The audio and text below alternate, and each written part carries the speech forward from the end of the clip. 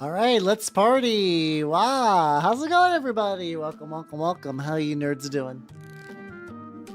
God, this fucking cover of this song is ancient by VTuber standards. Holy shit, I'm getting nostalgia blasted. How's it going, nerds? Welcome, welcome, welcome. How you doing, Baconator? Congratulations on your first. How you doing, Nobody? How you doing, Steve? Ooh, fuck yeah, you do be streaking. Hell yeah, hell yeah, hell yeah. How you doing, Chieftain? Also, thank you for the 13 months. Thank you, thank you, thank you. And how you doing, Shark Ray? And how you doing, Tag Barrel? How you doing? How you doing? This is the first time I said your middle name in a while. How you doing, Moss? How you doing, Zrekril? And how's it going, everyone? Yeah, today's terrain time. I have a couple different terrain bits. I was like, I've had these. They're like pretty, like not going to be like the most like brain intensive things to paint. These are all from the Skaventide box. You get like a couple of these little things for like Spearhead stuff. I also got this, which is just like a 3D print that's supposed to be like Terminator themed, like from the future, which is kind of cool. And I got this. This is specifically, I'm assuming next week. I'll say you doing, Grim Reaper. Welcome, welcome, welcome. Oh, I got the boy. He's not primed yet. This is actually not terrain. This is a base for this boy. I've been using sprue goo to kind of like goop his flesh out. It's been turning out really, really good. How you doing, Dueling? Welcome, welcome, welcome. Yeah, we got a big tail here. I know the big tail you're looking for. Speaking of which, speaking about, I had to mention my tale today specifically to my art mama Nazuna, because I was able to compile the info that's going to go into my new outfit and stuff like that. So yippee! Hell yeah! Hell yeah! Hell yeah! Hell yeah! Hell yeah!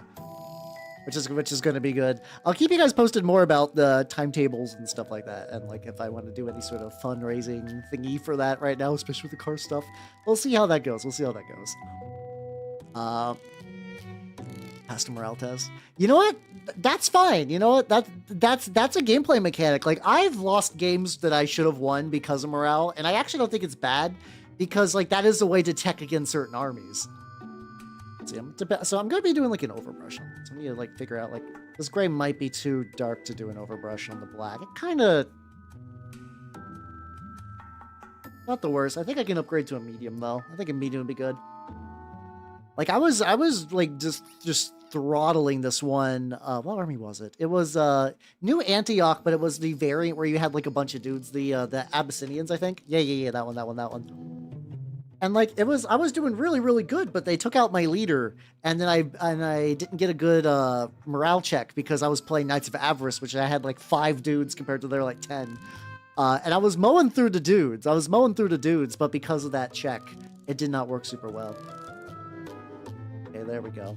It says I'm not doing like a full-on dry brush. This is like overbrushing, which is more or less like dry brush as like a full paint. Like I'm wiping off like a little bit before I go. I'm also using the Cheeto brush today. One of the surviving Cheeto brushes because I was like, this is gonna be a lot of this going on. Of course, you're mowing through, dude. Son of a bitch. You fucker. But yeah, no. It was it's sometimes shit do be happening like that. Yeah, this medium gray is the way to go. I don't even really need to wipe any off. Just put some on the brush. I can kind of just do that, and then kind of bring it back up. Yeah, just add in color, but leaving it around the various like the deep recesses, which is good. Rolled super hot. Oh god, yeah. Especially, yeah. I like Iron Sultan. It like it has troubles with the armor sometimes, but like you have a lot of ways that you can like trigger injury bullshit, and it feels pretty nice. I do love my Sultanate lads. I do love my Sultanate lads quite a bit. Knocked out 2 human, led to it first. Oh god, yeah. Oh god, yeah. Getting your lieutenant knocked out really early. Those must have been some pretty spicy rolls. Just rubbing that on. How you doing, Robert? How you doing? Ahoy. God damn it. The word ahoy is now just linked to her in my brain. To be like that. But yeah, I'm gonna try to like I said, these are gonna be like relative. This is not gonna be like Hal's doing his most complex painting ever. But I want to get these done. I want to get these done. I want to be able to like use them for filming and stuff like that. Yeah, we're doing the Skaven terrain. I've had this for basically like forever. I've had this because this came in the Skaventide starter box, and I basically did like most of the Skaven part of that like pretty quickly. Everything that wasn't a clan rat. And how you doing, Jay? Welcome. Ooh.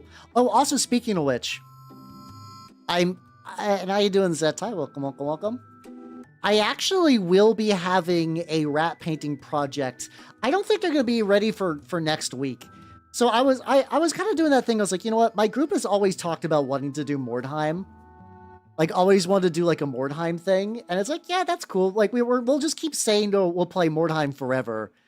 And just never make it real. But I was like, you know what? I'm going to start working on Mordheim Warband. And I was like, you know, trying to figure out what kind of, like, did I want to do Skaven? And I found out that there's a variant Skaven warband based on Clan Pestilence instead of Clan Eshin. And I got a list built up for it. I don't know if it's good. I don't know if, like, Trench Crusade, like, axioms work well for more. Like, in Trench Crusade, it's like you want some chaff, but you also want, like, your main guy to be kind of, like, well protected. And, I mean, it's also Skaven, so I don't know how well protected anything in those lists can really, truly be, but you get the gist. Oh, God. Give them a wait, give them a wait, give them a wait now.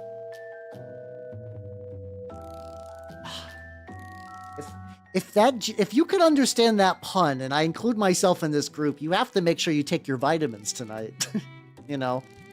Watch out for the arthritis. Jesus Christ. I did used to grow up on, like, a shitload of Red Hot Chili Peppers. My adopted pops was really big in that kind of, like 90s alt rock. So there was a lot of Red Hot Chili Peppers in there. Yeah, your low effect. Yeah, exactly. I think for terrain especially, I'm fully big on the, like, I'm not particularly like at the moment, I'm doing pretty good for painting. Like, I'm not burnt out or anything, but for people who are, like, experiencing burnout, I would actually strongly recommend fucking around some terrain. Unironically fixed reminder. Yeah, there we go. That's why I'm here. Keeping all my fellow old heads alive. Yeehaw, let's go. It's like a nice relaxing thing to do every now and then. It's just kind of like, yeah, just get that. Using this makeup brush so I can kind of, like, really get that shit in there. So far it seems to be like I'm just kind of, like, putting it on there pretty thick and then immediately spreading it, which is going pretty good. Yippee. See, there we go. This is what I'm talking about where it's like terrain's nice because, like, you just, like, I'm already doing this and this is it's not done by any means. But, like, it's already starting to look like it's, like, coming together. Like, something is happening here. How you doing, Black Rose? How you doing? How you doing? I like Clan Scryer too, and I think Scryer does have, like, a way you can play them in what's it called, in Mordheim. But it's like Eshin's the core one, and then Pestilence was released in, like, an expansion book, where Pestilence's big thing is I'm just gonna do this to move this. This is not getting painted. It's a huge amount tonight. Oh man, you just came in to, like, drop a big pun bomb. I see how it is. Thank you for the hydrate, though. I'll do that real quick. There we go. There we go. Yeah, Jay, have yourself a good night, yo. Have a good night. How you doing, Grace? Yeah. This technically, like I said, this is not technically terrain. This is gonna be a base for a mini. Because I have, like, a big night boy I want to do. But I figured while I have this gray on my palette and I got my this is unironically a Flamin' Hot Cheetos brush. This one is less obviously Cheetos than some of the other ones. All the ones that were, like, way more obviously this is a Cheetos makeup brush have fallen apart because it turns out when you buy a Cheetos makeup brush from Walmart, they explode. I actually haven't seen a lot of AOS 1.0 terrain. This this is a 3D print. Those are from the Skaventide box. I know a lot of the early stuff was also, like, imports from fantasy. Like, there's some, like, really big bitchin' wizard towers that I would love to have, but they're, like, $1 million because they were only released in, like, 1998. Which is tragic because I was alive during then, but I just really, like, I was like, yeah, I know. I imagine these being cheap brushes. I know, right? Like, I've seen some good, and the funny thing is my shop has a couple of them, but they're all, like, just, like, beaten up because they're just kept, you know, and I don't blame my shop for this. Their terrain is just kept under tables. And it's like, you know, they get regular use, they get the shit thrashed out of them, and they do their job as terrain, but I'm like, man, I know, like, I straight up just, like, looked under, like, one of the tables when I was setting up on last, not this Sunday, not today. Today I'm homebound until I can get my car worked on, which is hopefully going to be tomorrow. I got something scheduled for tomorrow, and then I just got to hopefully, A, hope that it is just my starter, and B, hope I can get that fixed with a, like, minimal financial fuss. We'll see how that goes. But oh yeah, no, these brushes are really cheap. I think in general though, like makeup brushes are fantastic dry brushes though. There we go. All right, so this is going to be good enough for this, because like I said, this is a base. I'm just moving that off to the side now. Oh, I can also show you too. You guys want to see the lads? Not the lads. This is just a small sample size of the lads. I told you I've been working on some like turnip stuff all week, and these are going to be for the swelling, and also to be some markers for like holding on to objectives and stuff like that. So these are 3D printed garlic bulbs. These are like, you can get like pearl stickers to put on things, and they make really good like eyes and like buboes and whatnot. So I got 3 of the lads. I've got a magnetic like base for them. Like all these guys are magnetized, but I got a much bigger base that they'll clamp onto so they can be used as the swelling piece.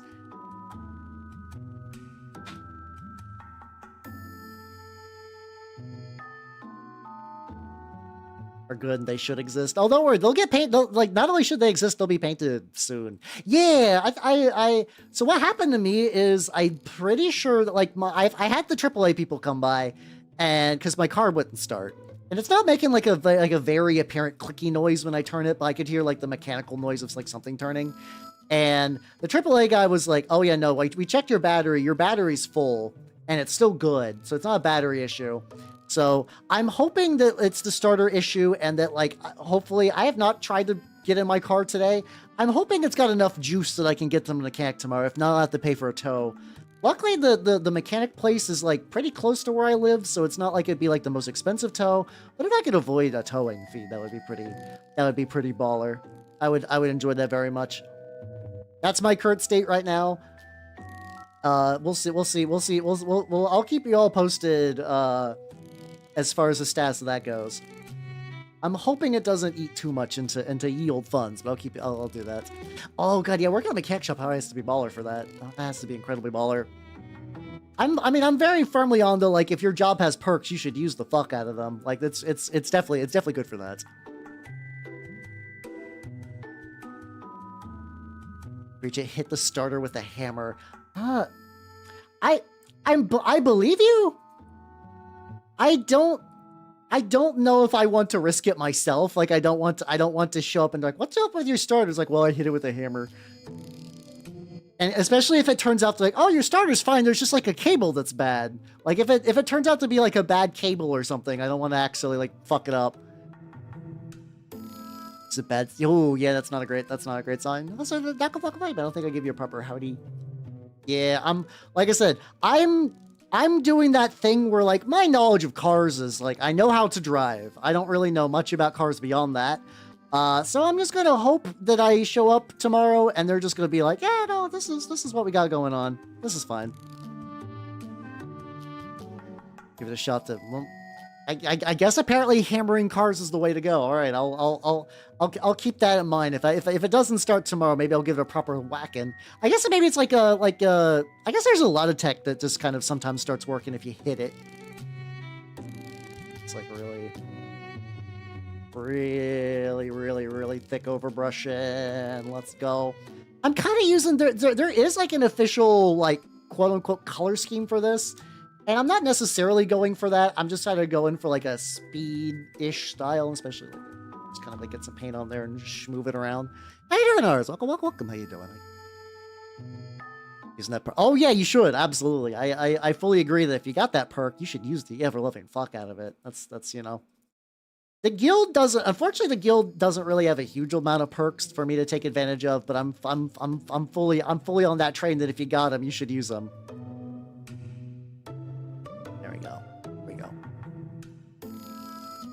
Find out the mechanics, start up the car to check in. Oh god, yeah. I've been very lucky that like I've had like one good mechanic for a while that I use for a lot of stuff, but I think I'm gonna be busy. I'm not. I had to schedule this other one, and I'm gonna hope that they're decent. I don't know. I'm sure it's like there's some method about like why hitting tech fixes things.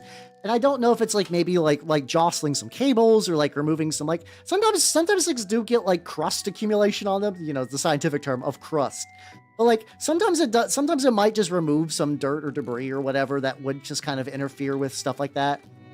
I'm sure there's like a bunch of other various things. Enrich my hobby stuff. You should. If you work at a wood shop, you should absolutely get all the wood and tools, or whatever, you know, like don't get in trouble or anything, but you know what you're allowed to use. So like, but yeah, if like you need something to like up your own like hobby station, yeah, obviously, Grace, you should totally use that. You should totally use that. That's true. That will just like free some things up. Oh, flamin' hot Cheetos brush, my beloved. I think what I need to do. I also don't need to get the bottom as well. The bottom I'll just kind of leave alone. This is nice. There we go. This is like I said, this is really fun. It's just like sometimes it's just nice just to like whack something with paint for a bit. How you doing? Welcome. How you doing? How you doing? Scheme, black, gold. Sounds legit. Hell yeah. You should start painting those up and you can post them in the Discord, and hell yeah. Step 1, paint. Step 2, profit. Alright, real quick, I just need to turn up my AC. And this is another thing. I think it's just because painting under bright lights eventually just makes me super warm. So hold on, there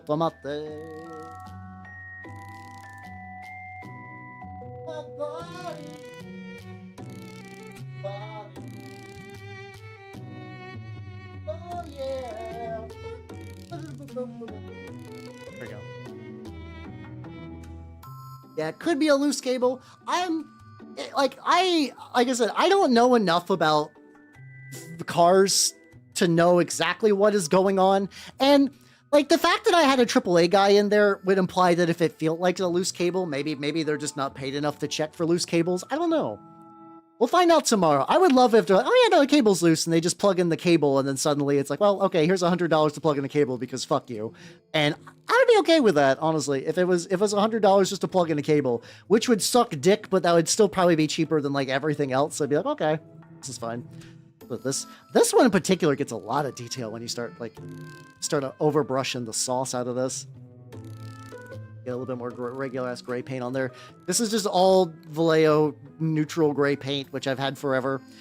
So far, I've been able just to kind of coast by with the Army Painter paints as of recently, because I think last I checked, Vallejo was being weird with fucking... I wish Vallejo would stop being weird with Union stuff. I really wish they wouldn't. They had such a good thing going for so long, and then they're like, well... That's kind of what I'm wondering, if it might be something like that. Like every now, like I've had times in the past where like sometimes it would take maybe like 2 cranks, but like I was like, well, this is like an older car, so sometimes that stuff is just, you know, just kind of happens. Like I said, I'm hoping the ideal version of tomorrow is that like I go to the appointment, I turn on my car and I do it, and it gets me enough to get me there, and I don't have to get a tow thing, and then I'm like, fix whatever is causing this to be an issue. Yeah, it's God, it sucks like that. It really is. Oh. Gotta think of applications. I mean, the nice thing, I will say, the nice thing about those MDF sheets, those are perfect for terrain. Having access just to MDF board like that for like the bases of terrain and stuff like that, just, like, mind you, I have terrain on the brain right now, but that is a good material for that kind of stuff. Especially like, honestly, like, I know they're kind of expensive, but like if you do have access to like almost continuous free MDF board, have you considered one of those like cry-cut machines or whatever? Like the ones that you can use for, I think they're called cry-cut, the ones you can do for like etching and also just like laser cutting stuff. Oh shit, there we go. It's been a while since I have had a bot that got instantly spanked. Oh, it's been a hot minute. Twitch has actually been pretty good for bots recently. Oh yeah, no, listen. I'm not one of those people that complain about, like, why does this thing that's only X amount of materials cost Y amount of dollars? I totally get it. I totally get that labor is a cost and knowledge is a cost and expertise is a cost. I'm okay with that. I'm okay with that. Yeah, I think they're called like Crycut or Cricut or something like that. Maybe they're called Cricut. I don't know. But there's like at home, I am terrain brain for reals. But there is like at home like etching machines and like MDF cutting laser machines. Like they're actually like I said, I think they're still kind of expensive, so this is not like a thing that you would necessarily need to have. But like, I do wonder if like at that level, if getting the materials from your shop is that cheap, if that might just be a neat investment. I don't know.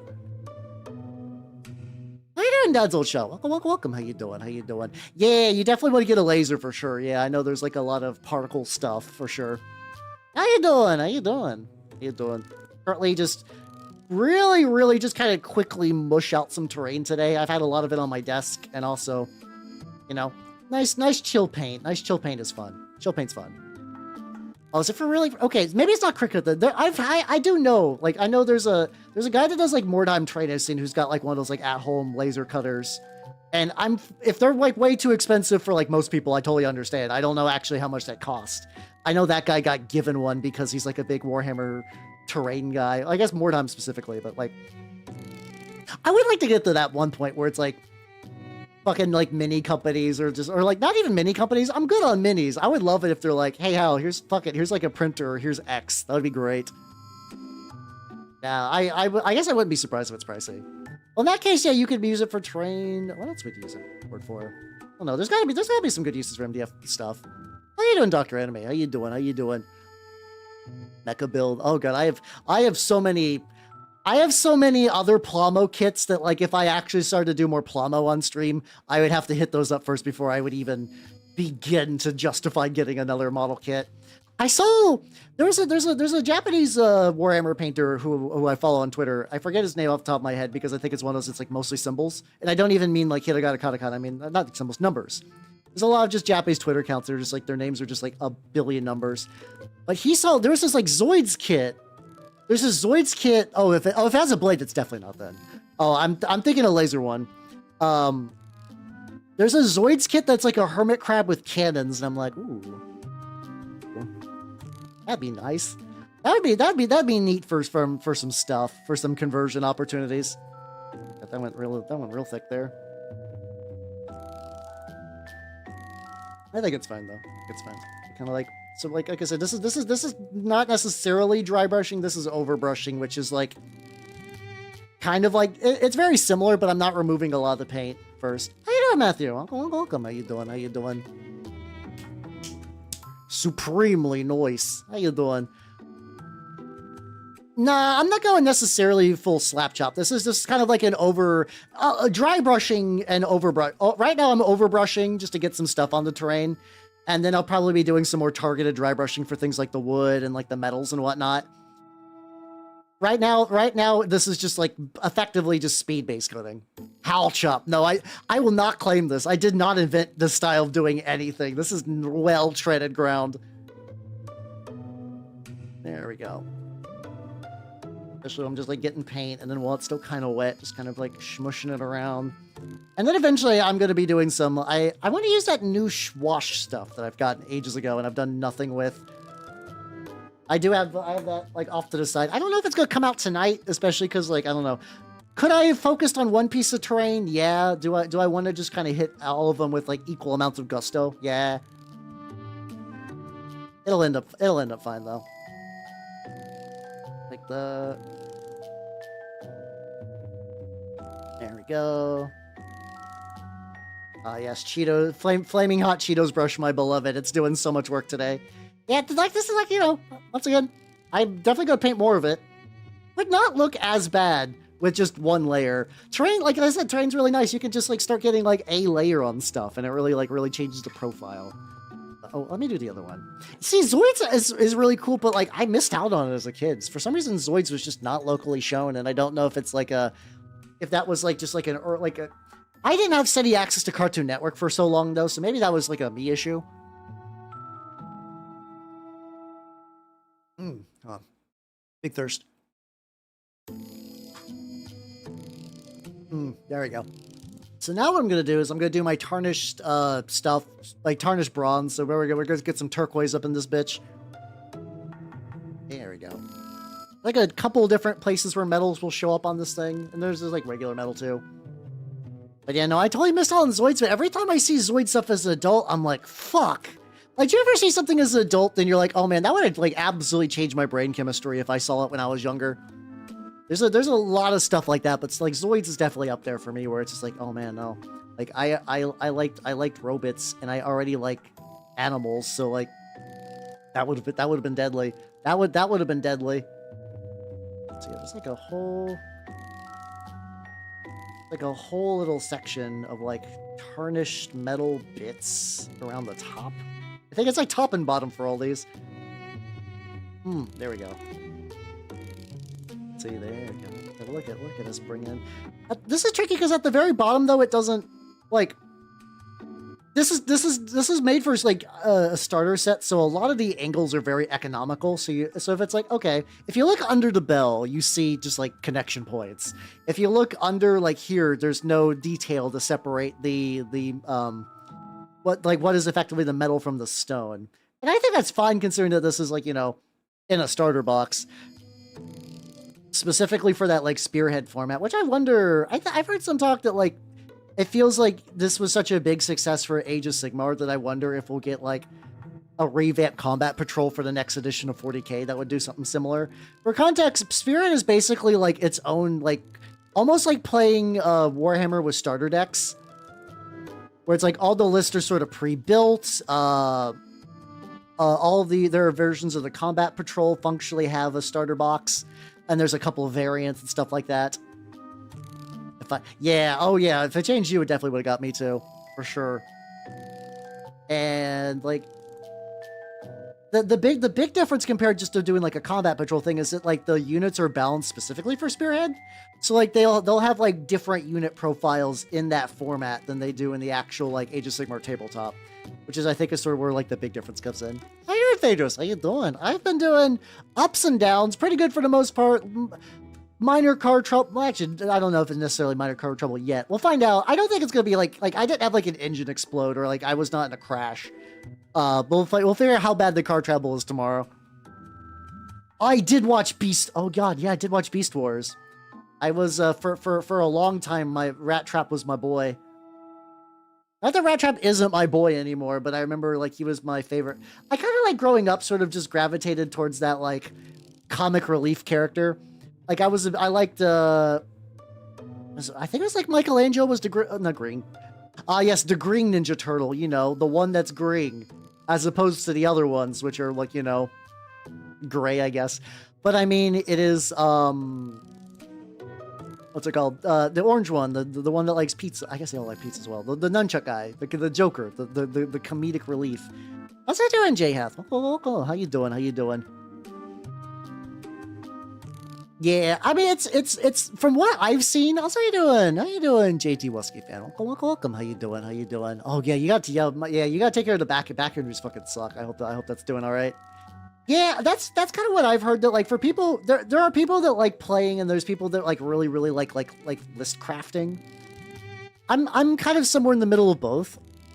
Homestuck.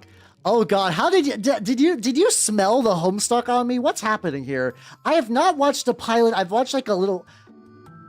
I've heard that John says fuck a lot in the pilot, and I don't like that.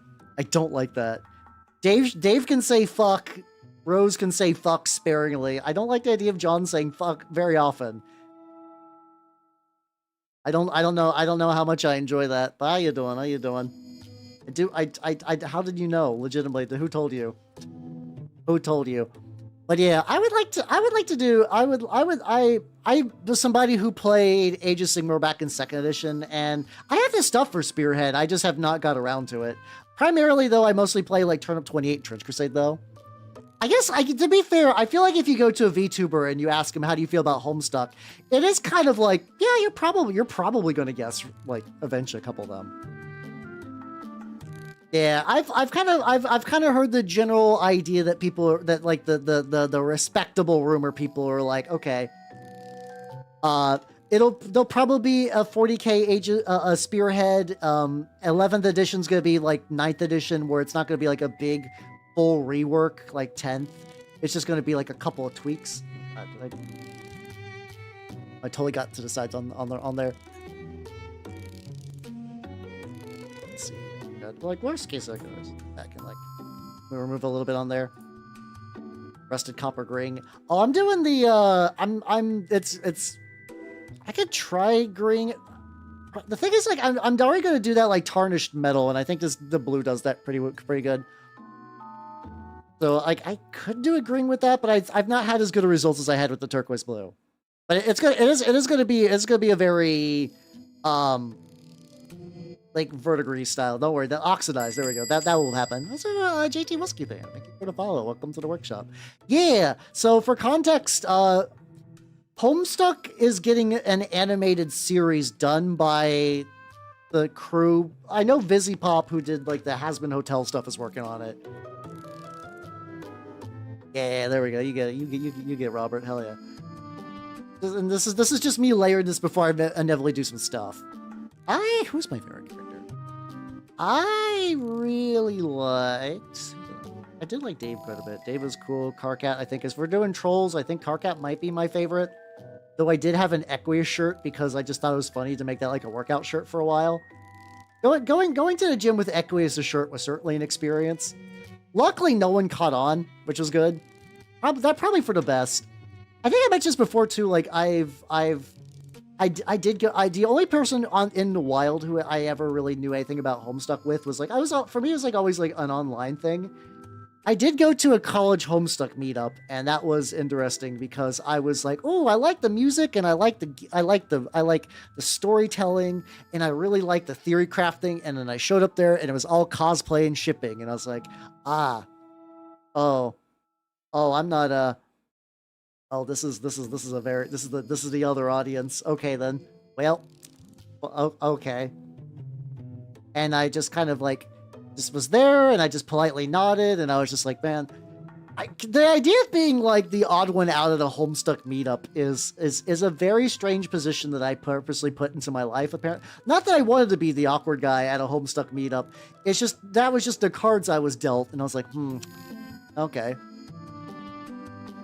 Keep overpainting this. Luckily, I can just kind of like anywhere I overpaint, I can just sort of like take a little bit of water in my brush.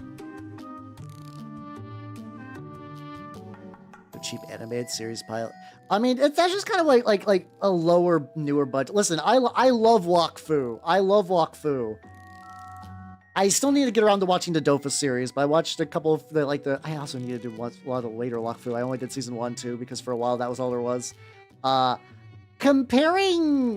Comparing sometimes the nicer stuff, like, you know, everybody who was doing the Wakfu series was like, you know, masters of their craft. And I'm willing to cut like what is effectively a smaller budget studio a lot of slack, especially for what is just like an adaptation of something that is like still even a niche online property. But expecting them to have like Wakfu standards of like animation I feel like is almost a bit much. You're right. It wasn't a convention. It was just a college meet. But you are otherwise entirely right. Oh, don't say grew up with Wakfu as a kid. Oh no, I'm turning to dust. I watched Wakfu in college. No. I am evaporating in real time. It's tragic. So unfortunately, this is like a really awkward angle. Really awkward angle. Because if I put it like this, actually that's a little blurry. I do it kind of like this. I do it like, hey, there we go. Also, I did this a long time ago, so you're gonna see like massive gaps in the terrain. You can blame how like circa whenever this kit came out, and I was just like, ooh, I've actually gotten a lot better at like terrain assembly since then. I probably would use like a lot more filler in that gap. But at least right now that did not happen. I'm also gonna get like all this down here and whatnot. Okay, high school's fair. How you doing, Game Happy? How you doing? I have to clarify because, you know, there's a lot of things that I enjoy that people are like, oh, I was a baby when I watched this, and now I'm like an adult with real feelings. And I'm like, oh god, no. I don't mind that you're an adult with real people feelings. It just makes me feel super old. Not too bad though. Not as bad. It's like I don't like really have like super real turbo zoomers in my audience, which is like makes it pretty easy. Alright, I'm gonna have to get that ball. I'm also gonna have to get the bell. Oh yeah, I forgot to get the bell. Let me use a bigger brush on that side. Thank you for the head pat. There we go. See, yeah, I played the MMO a little bit. Oh, okay. So you're relatively up there. I'm 35, so I'm extra hag. Yippee! How you doing? Fourth age. Oh, ooh, hell yeah! Let's go. I mean, that's a cool army. I've actually considered a long time ago when I was more active with Age of Sigmar of doing the same thing, of having an army for every Grand Alliance. That has definitely fallen through, and I don't really have any plans to pursue that idea ever, but I feel you. There's something about some gardening content. How would that work exactly? Like, would it, like, I don't know if I could do that on stream. Would I just, like, show you guys, like, I'm growing this plant, and then, like, that's it? Like, I know, there's a VTuber that I've really just started checking out. Unfortunately, he's mostly on YouTube, so catching him live is going to be hard. His name's, like, Sugi, and I know he does a lot of, like, homesteading and gardening and stuff. I'm curious how he does the gardening, and maybe I think he just primarily, like, builds, like, enclosures and stuff all, like, on stream, and then just, like, off stream is like, oh yeah, check it out, these are like these are the things I'm growing. I think that's neat. You have any idea what you're streaming? Fair, understandable. I'm realizing that I am also, like, still kind of guilty of that in some ways. How you doing, Horror Loving? How you doing? Nice. Yeah, he's like a homesteading. Like, I know he was doing, like, making homemade salsa and building some sort of, like, growing enclosure. Here, I can link the... Like I said, I've not got to check the guy out, but from what I understand... So, I have been doing some very minor research. I was like, you know what? There's actually, like, a decent amount of, like, open hag old dudes in the VTubing scene now. So I could actually start to, like, see what other people... No, that's not weird. I've had the same thought. Every now and then I get into that, like, you know, like, you grow oyster mushrooms in, like, a big-ass bucket. I've been going on that journey very periodically. I'm like, is today the day? Is today the day that I grow mushrooms? And, not, like, grow mushrooms for eating. I have really no desire for psychedelics whatsoever. Yeah, this is the guy I've not got to see. I have not got to see his stuff yet, but conceptually everything he does seems really, really cool. I think he's also one of those people that streams entirely on YouTube, which is like, it's weird. Like, not that I think it's like a bad choice for him or anything, especially if you're doing like that kind of content. I think it makes sense. But like, I don't know. I find that the rating system is so much easier for like connecting with other VTubers that it feels weird not having that safety net, I guess, if that makes any sense. Wine. Oh, making wine sounds cool too. I love eating mushrooms. I love every type of mushroom. One of my favorite pizzas is just like spinach white sauce mushroom pizza. Ooh, it's the fucking best. I love it. I love it. I don't even care if it's like, that's a strange choice. It's so good. I love it. A lot more stuff on here. As a university, then I go to, oh, yeah, fair point. Fair point. I'm realizing that I inflict similar thoughts for a decent amount of people, but still, you get it. How you doing, Nintendo? How you doing? Welcome. But yeah, no, the idea of growing just like a bunch of just like edible mushrooms, or like, you know, like oyster mushrooms, or I think oysters are sort of like baby's first mushroom, because you can kind of get all the stuff really easy. I think I would maybe try that. And then just sort of like migrate to like maybe I don't know what's like intermediate food mushroom growing. I don't know. And like every now and then there's stuff like that, or like doing like a more like intensive gardening and stuff like that. I do feel these like homesteading urges, so maybe not full homesteading urges, but like, you know, stuff in this general area. So you're not entirely wrong that like my brain is kind of wired like this. I don't think it's a Nurgle thing necessarily, but maybe that's what led me to enjoy Nurgle stuff. But the problem is that every time I look into these, I'm like, oh, these are separate hobbies. And not that I'm opposed to getting more hobbies. It's always like, these are separate hobbies with like costs and pretty like stringent time requirements. Like, I think the mushrooms wouldn't be too buck wild. The tricky thing is that like, so honestly, how you doing, Belny? Welcome. I will hydrate in a sec. I rent a house. So the tricky thing is like, it's what I can do to my lawn and like my garden area is very limited, which kind of sucks. Pros, I don't have to deal with like neighbors and stuff like that. Cons, I have to be my own like maintenance guy. It sucks. Big stretch. There we go. On all levels, including physical, I am a potato. Oh yeah, that sounds neat. Sounds pretty legit. Take over the cattle farm, I don't want it. I mean, you could always sell it. That's the thing though. If your heart is not into having a farm, I feel like don't push it, because that's like a grueling and oh god, I guess that's like this is fine. That's like a very intense thing just to like be like blasé about. Like sell it to someone who wants it, and like, you know, I guess it sucks if you like have land and then you sell it and you're like, oh, my family doesn't have land anymore, but like it's that's a huge commitment to throw on somebody whose heart is not into it. And like I'm sure there's other things you could do with the property. I guess you could like maybe like rent out the farmland and like still keep like the house or something. There's got to be some arrangement you could do.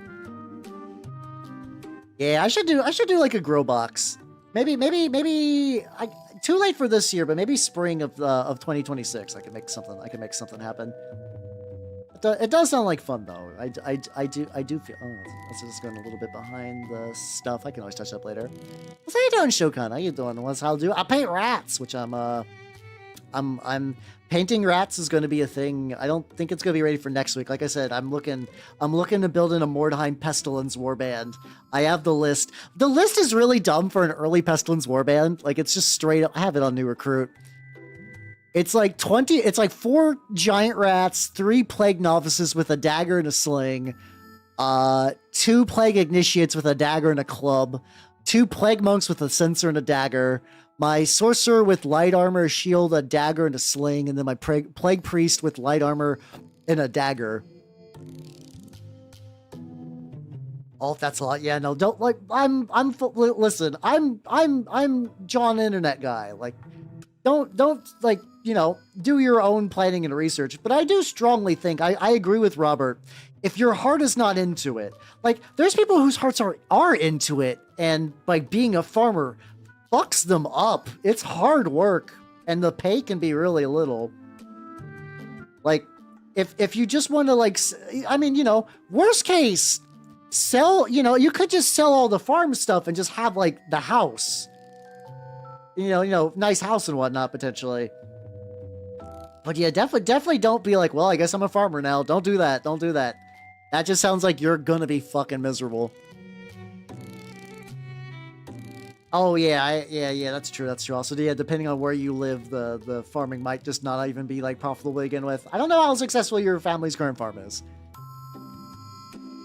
How you doing, Turtle Sages? How you doing? No, this is actually Abyssal Turquoise from Vallejo. Idea is very similar though, to be fair. We're very close idea wise. There we go. Do they require you to farm? Maybe. That I don't know. I don't know that. Oh god, yeah, farm ordinances. Oh god, farm HOA. Oh, that is a combination of words that sounds cursed as all shit. It's ominous as all hell. Oh, Stardew Valley starts. I do like... The funny thing is when I play Stardew Valley, I just fish all day, so, like... Not that I dislike farming, I don't know why. I'm not even, like... I'm not even one of those people that, like, yeah, if it's a game with fishing in it, I fish. For some reason, I just kind of got stuck on fishing in Stardew Valley. It just felt right. How you doing? How you doing, Revelous? I'm going to be doing weathering. So this is like an overbrush of a medium gray. I'm doing the turquoise, which will eventually be used for a kind of like a oxidized metal. There's some regular metal. Then I got some noosh, which I want to use for like a fake enamel wash. Got some skeletals and some wood that I also need to hit up. Nothing too buck wild. I also might paint that white in there just to make the Skaven symbol glow. That'd be fun. That'd be fun.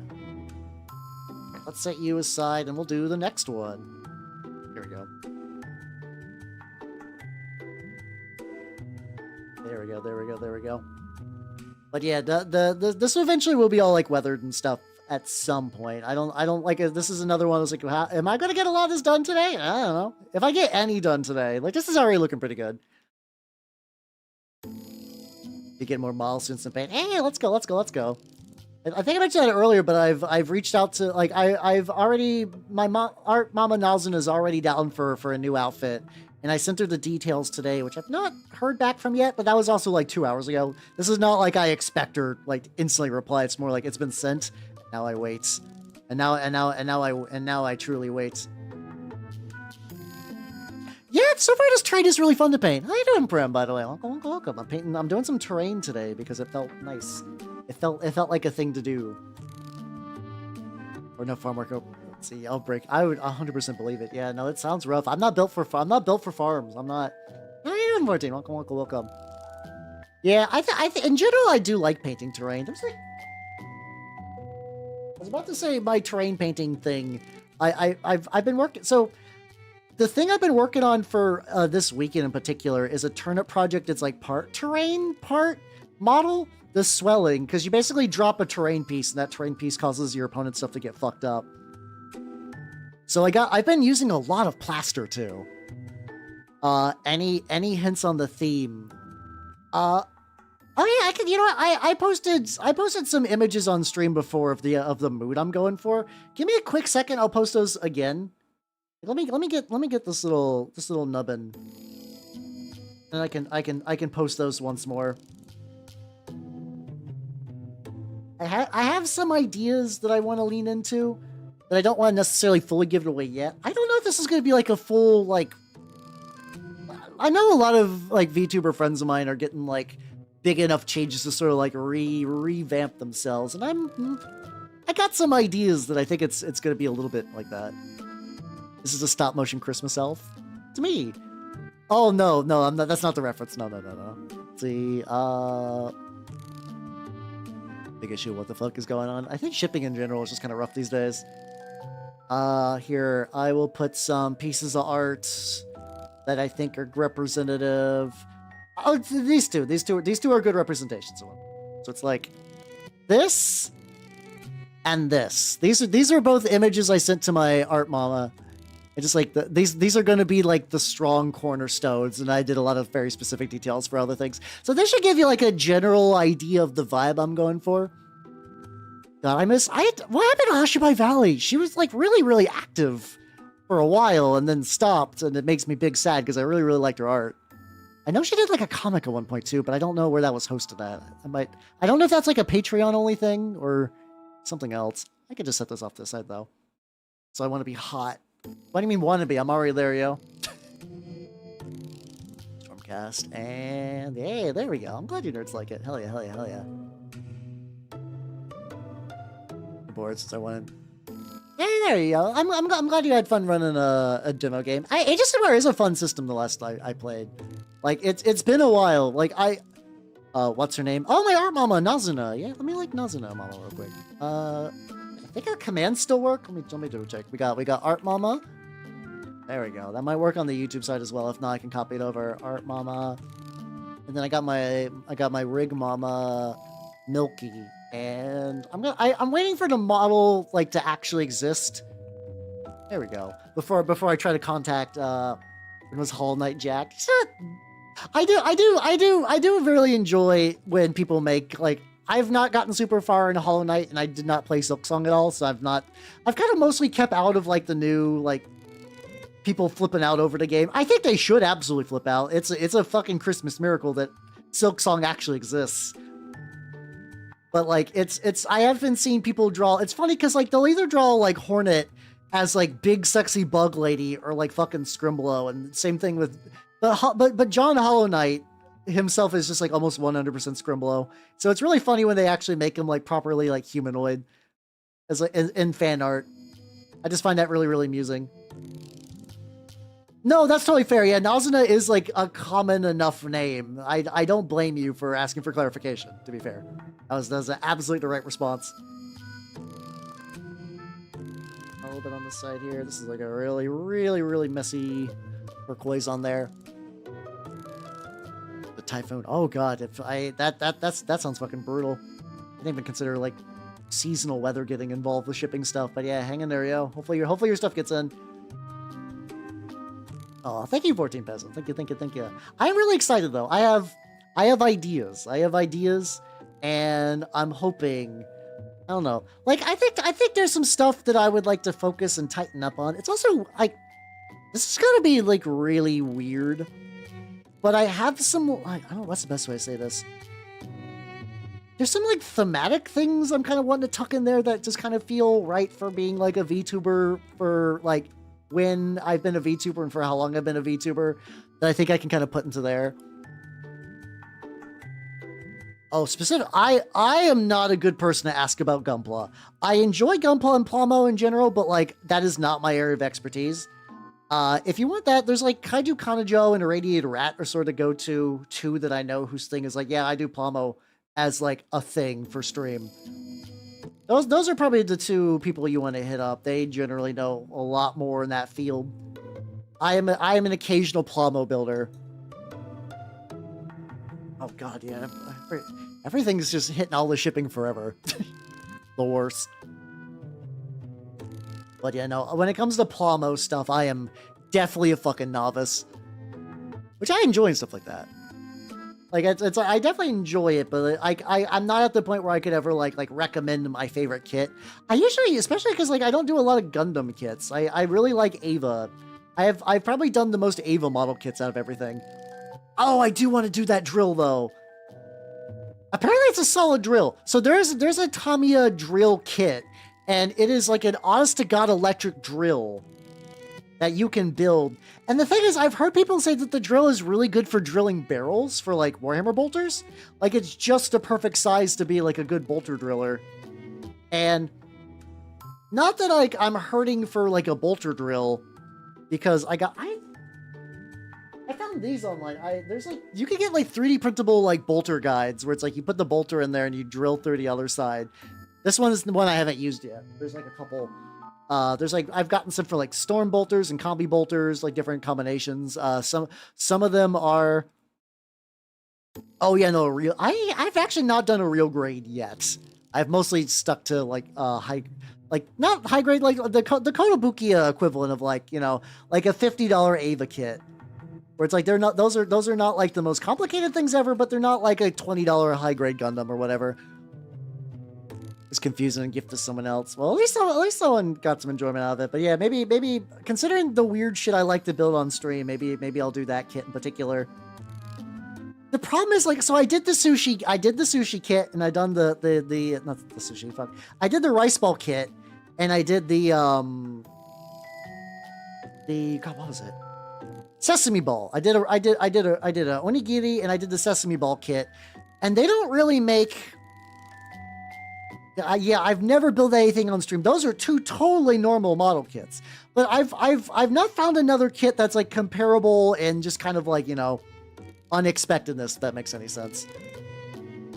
So, what I want to do? What color do I want the wood to be? How about I used Brigandine Brown early before?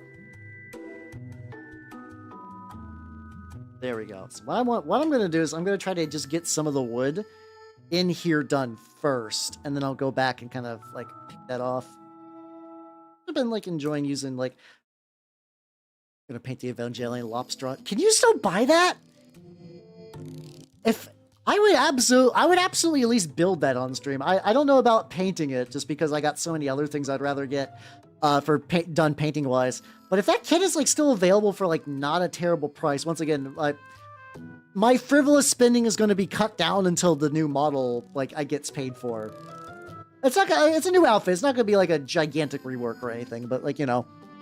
Until I get that paid for, I'm dialing back a lot of my goofy expenses. But once that goofy expense is taken care of, assuming those are like only like not that super expensive. To beat a Vanguard box. Hey, let's go. I actually did think that the Gravelord stuff was really cool too. I think you said it was like the Gravelord stuff you're working on.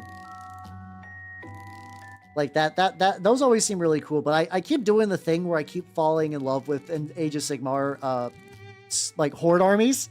I can't. Skaven is already a bitch and a half to like deal with. I don't want to do like 3. Their skeletons are beautiful. Import Skaven army feels bad. I actually have plenty of Skaven. I don't need any more. I'm good. I'm good on Skaven. I'm actually like decently good on like I got sorry. I get a little bit of water after I drink this. After I paint this. Okay. But I got the shipping number for my Saturnine box, and I believe that'll be coming in on Monday, actually. I still don't think I'm going to have anything built in time to actually paint anything from it next week, but like, I'm really good at models. I'm like really good on models. I don't need a huge amount. It's praying mantis event. Prim, link me that shit. I would absolutely build the fuck out of that. You're like, no, Hal, I'm sorry. There's just something that's even cooler somehow.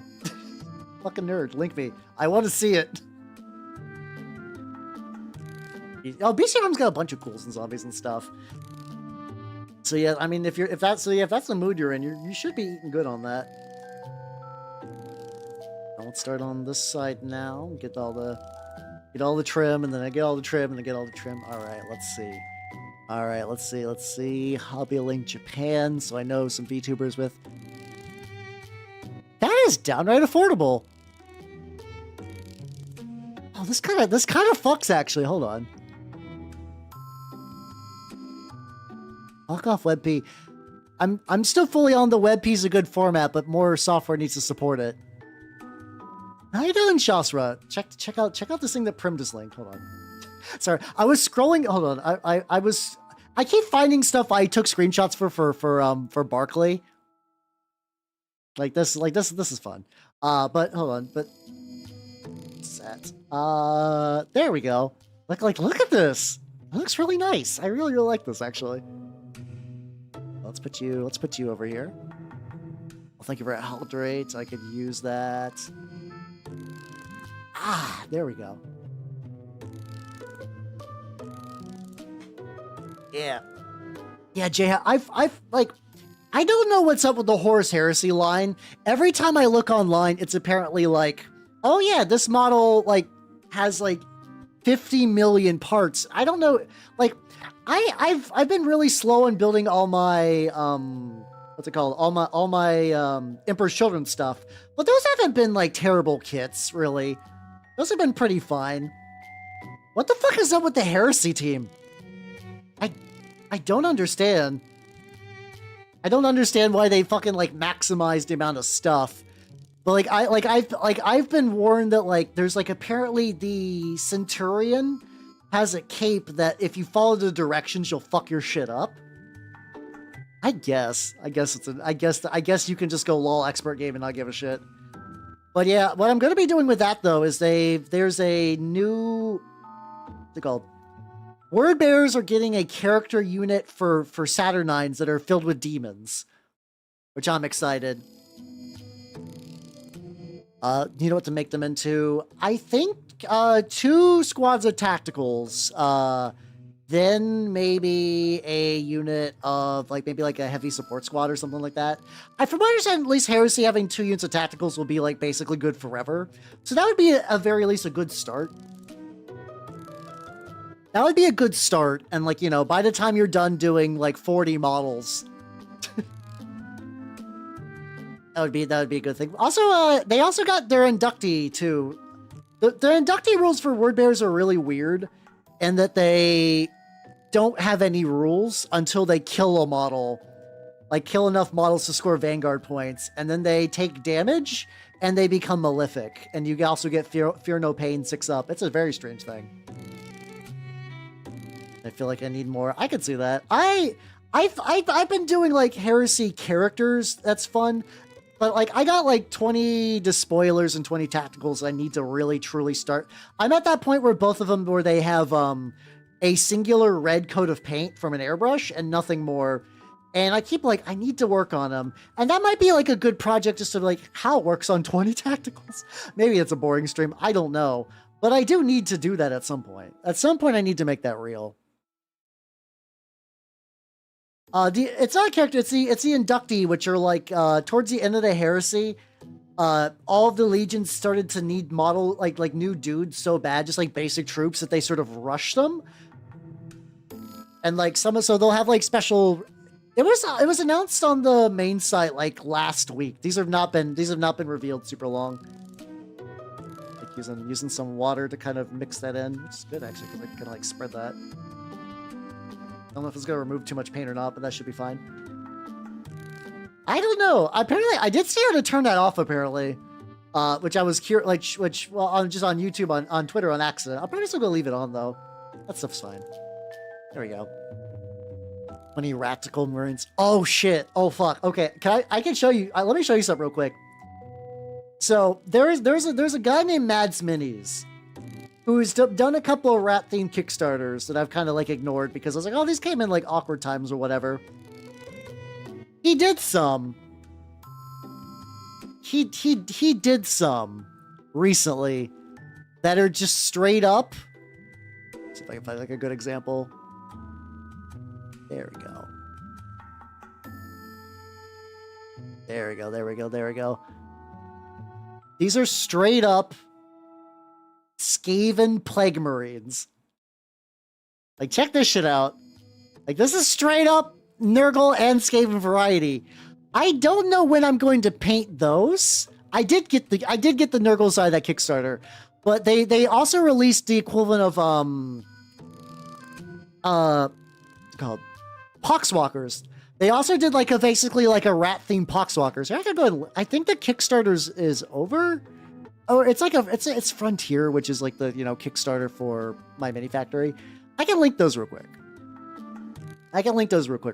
Let's see. I think you might be able to buy into these maybe. Oh, there we go. You're gonna see a rat with tits, but because typically they do like a lot of cheesecake stuff, they just every now and then don't. But I'm actually gonna be using these chuckle fucks, which I'll post a picture of. I got a bunch of these guys. I'm like, oh, these guys are gonna be like a really good basis for, like I said, I wanted to do a Clan Pestilence for Mordheim. And these guys, oh god, this is gigantic. Hold on. Transform. Fit the screen. There we go. These guys, like, if I kind of like, there's not that many sci-fi bits, and these ones are more sci-fi'd up than the rest. But I found a bunch of them. They're like, oh, I could easily make these into like plague initiates and stuff like that. So they're gonna be the basis of my Mordheim crew, which I'm very slowly working on. So slowly you would say that they are still on the printer right now. There we go. Oh, you got a bunch of stuff then. You should do the oh god, yeah. I basically have all my crew boys from the 3rd edition box that I've done nothing with, and if I'm going to be honest, I don't know if I ever really will.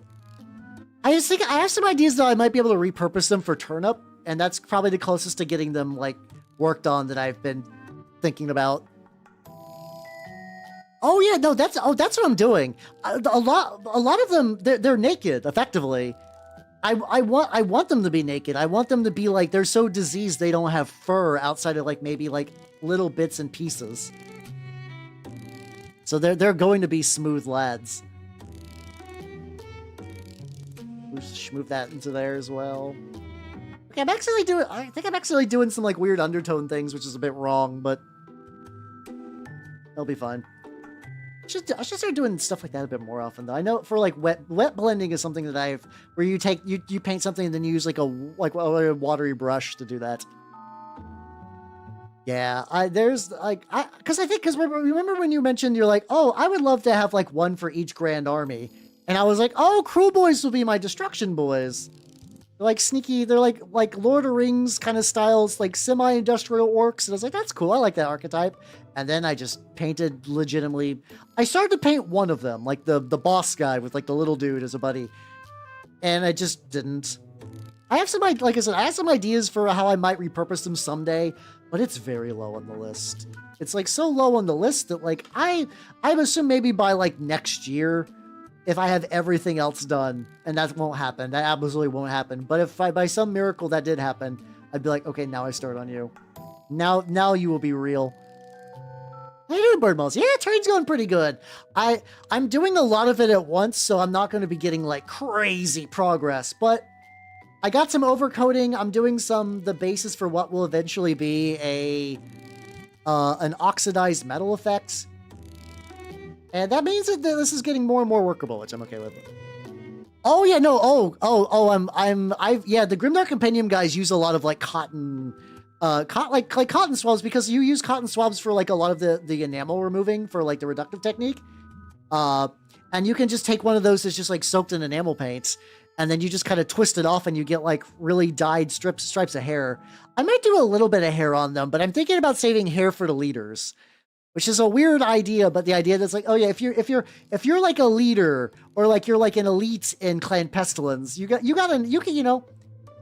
be infected enough to have hair. If you're just like a scrub though, you gotta earn those locks. You gotta earn those beautiful, beautiful locks.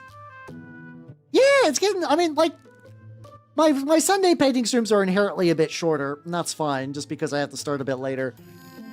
It's funny because I've been streaming extra early now. I'm gonna say this, everyone. I'm sticking to the 7 a.m. No, I wish.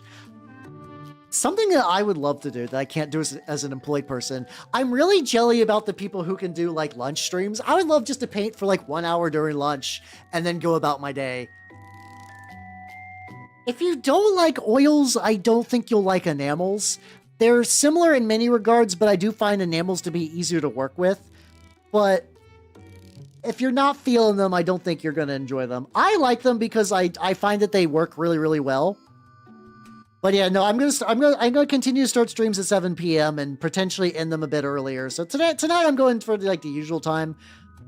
I don't think I really have the option to like fully, what's it called? I could. The thing is, like, it's because I know if I was tempted to do that, when it's tricky. When the guild still let me work from home, the reason I never did a lunch stream is because sometimes they would be like, "How? There's an emergency. You have to go right now." And like, I would hate the idea of like, well, time to stream. We're streaming, everyone. Oh, I gotta go by. Especially because I still ostensibly someday want to get partners, so and I don't want to do anything that would like wildly fuck me over doing that. But like, I don't know. And then like having streaks makes me want to do impulse streams less. I know streaks don't matter. A lot of people don't give a shit. But like we got people with like very nice like stream watch streaks, and I'd almost feel bad because kind of like ruining that for them. Oh, did I fuck that up? No, that's kind of that's fine. Yeah, I might need to. Oh. Weird. Okay, this might be another one I might need to touch up later. Yeah, I really like enamels personally myself. Like I've mentioned before that a lot of my painting technique is very strongly based on what I like as a streamer. Like today, so these guys are still not done yet, but I was working on getting the whites for these guys for their guns. And like I was doing it off stream, I was like, oh, I can bring it like close to my face and I can get like little tiny little movements and stuff like that. That's just the thing I can't do. Enjoy and abuse your consistency for my streak. I mean, yeah, it's, you know, you do get a streak doing that. So like I would kind of feel bad if that got killed one day, but like, I don't know. Maybe I overthink things a lot. You guys are going to be surprised that I overthink things. It's not true. You guys would not be surprised. I do a lot of overthinking like on the reg. But still, do like get that basket kind of tarnished too. That will be metal. There we go. This actually got some like nice big pieces. I can use the bigger brush on that. But yeah, no, I find that like enamels are good for stream. Like they work in a way that I find like very, very handy for what I like to do. Oils not so much, just because oils have a terribly long dry time. And like I could probably speed it up a little bit with like doing like certain techniques and stuff like that, but enamels give me a lot of the joys I like about oils and stuff like that. Yeah. I will be doing 3 painting streams next week. Also, like quick schedule spoiler, I can just peek real quick. Next Saturday, I'm gonna do Alice. I'm gonna try to do American McGee's Alice. I need to make sure that it works first. So if I suddenly need to pivot to another game, if you're excited for Alice and I show up and it's not Alice, that's just what happened. It just didn't work. But I think I can get Alice going for that. Yeah, because that's the idea that the guy does like Rat Imperial Guard and then like a Rat Chaos faction. So the Ratachan are really fun. But I do also enjoy it straight up that they call the Rat Great Uncling one the Ratabetus. I don't know why. I'm a simple man at heart. This is basically. I'll probably need to come back to some of the bells in a second. But yeah. I mean, it's like the thing is, like, it is actually like a very specific thing too. Like, I like, this is something that, like, there's a VTuber, some VTuber friends I know are like people who watch regular streamers, and I mean, like, dude in the corner playing a game, usually a speedrunner. And a lot of those people just, like, the idea of having, like, a rigid set schedule is actually, like, very strange in streaming. Like, a lot of regular people don't do that. They just kind of pop online, and they're like, I'm doing this now. And as hearing that, I was like, what the fuck are you talking about? How does that work?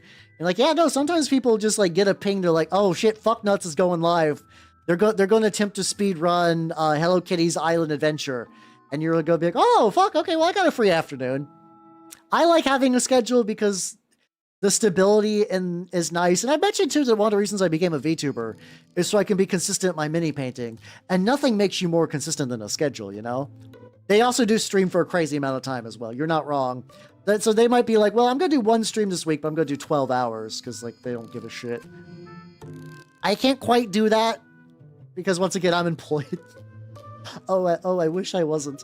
That's not true. That's a horrible thing to wish. I enjoy being employed, but I sometimes miss the time of a neat. I miss neat. I miss real neat hours. This guy, from what I understand, is going to be like mostly this tarnished paint, which would be good. Yeah, it's stay employed. Yeah, I will stay employed. I'm as far as I'm aware. So the guild is an interesting spot where I don't get paid much, if I'm going to be honest, but they have like crazy good security there. Basically, as long as I don't like actively like punch someone, I think I could basically work at the guild for the rest of my life if I really want to. Mixed. Upward mobility is very low. I'm gonna be honest. It's not really there. The guild is neat. I do enjoy that, like, that the whole title thing is backfired and now people are leaning into it. The guild, the thing is, I like working at the guild. I like some of the people at the guild. And there's times that I will work at the guild and like the task I'm doing for the day is genuinely very fun and like intellectually stimulating. Other times it's either like drudgery, and sometimes I actually find drudgery relaxing, where it's just like, just do this drudge task for a while, and that's fine. I wouldn't want to do that like every day, but like if I need to just do a kind of like mindless task for a day and I can put on some music, that can be nice. The thing that drives me nuts is that sometimes, like, you know, bosses and whatnot are kind of like fickle beings that make choices that don't make any sense, but because they sign the checks, you have to attempt to follow through with what they're asking for. Those are the worst days. Those are the days I'm like, oh, fuck me, I hate this. But overall, like, it's not bad. I could be doing a lot worse. And as far as something that, like, I did miss the COVID times where I could also do the guild job at home, because that was a thing I could do for a while. And they're like, well, time to come back. I won't exactly say what I do for privacy's sake more than anything. But like, it's like I said, overall, it's not a terrible job. But I do enjoy it primarily for the money. Okay, I guess like the usual benchmark, if I could get the same amount of money by just sitting at home all day, I would absolutely just do that instead. And I know that's a dumb metric, but it's the same way that like some people are like, yeah, no, if I got paid the same amount of money to stay at home, I wouldn't do that because I love my job. Definitely not that level. Definitely not that level. Also, Ninja Bomber 420, thank you for the YouTube subscription. Thank you. Yeah, oh god, yeah, the strange headache, or like dealing with other people. The guild does send me to like check in on like other people getting their job done sometimes, and people are really doing things strangely wrong, and I don't understand how. I think it's because there's a lot of parts about the way the world works that COVID, like, you know, you pull back the curtain and you get some good. So it's like, oh yeah, I could just do my job at home and I'm happier and I don't have to deal. I have less of a travel time. I can eat better because I can cook at home. So I'm saving money. I'm saving money on gas. And people are like, wow. But then also you're like, oh, you could be replaced with someone from anywhere then. And it's like a really weird dichotomy that, like, I think collectively everyone's just like, we're just gonna put the cat back into the bag and hope no one says shit. And I think that's what happened at the guild, more or less. Yeah. Yeah, mindless jobs with like that. I listen to music. Sometimes that's really good. It's really, really nice. Yeah, freelancing has to be rough for sure. Killer rat breeders, right? 100% yes. I'm like one of those like encyclopedia salesmen from like the 70s, but I just got a huge satchel of rats and I try to sell it to people. Not a good business. Not doing very good. Pays real good. No, pays not particularly good. The job security of rats, though, will last forever. This is a good question. Oh, I should make these. I should make these tarsh as well while I'm looking at this. Yeah, if you can work from home, definitely do it. Definitely do it. Oh yeah, 12 hours a stream. It's both like a labor of love, but also like I just don't have the ability to do so. Like I could do a 12-hour stream on weekends, but like the amount my weekends are tricky for me because I both use them to like relax and like kind of detox from like from the weekly grind, but also weekends are where a lot of VTubers use their time to like, you know, work on big projects and stuff like that. And I have been doing that very slowly. I'm glad you like the Sunday stream. I like the thing is like I like all my streams, but I do find the Sunday painting stream to be an especially cozy moment because that is just kind of like, you know, just like ease my way back into the week. And like people like to kind of like, oh yeah, I can get some stuff on like a lazy Sunday. This will be nice. I do appreciate that mindset. God damn it. I keep finding that I just accidentally primed the sprues. Hold on. This is not the first sprue I found. There we go. Is that leaving a visible nub? A little bit, but it's not that bad of a nub. There we go. Yeah, I've done a 12-hour stream before for like a birthday stream ages ago. And it was like one of those things where like I needed to like switch basically like every 2 hours. The longest painting stream I've done was 7 hours of painting for a long time ago. I could maybe see if maybe my stamina built up now, but people were like, Hal, you're visibly shaking. Like I was actually at the very end of that, I was just kind of like that. I'm not even like a bad handshaker. I'm not even a bad handshaker for a lot of things, but it's just for some reason doing painting for 12 hours on stream, towards the end, I was just like, oh god, that's real.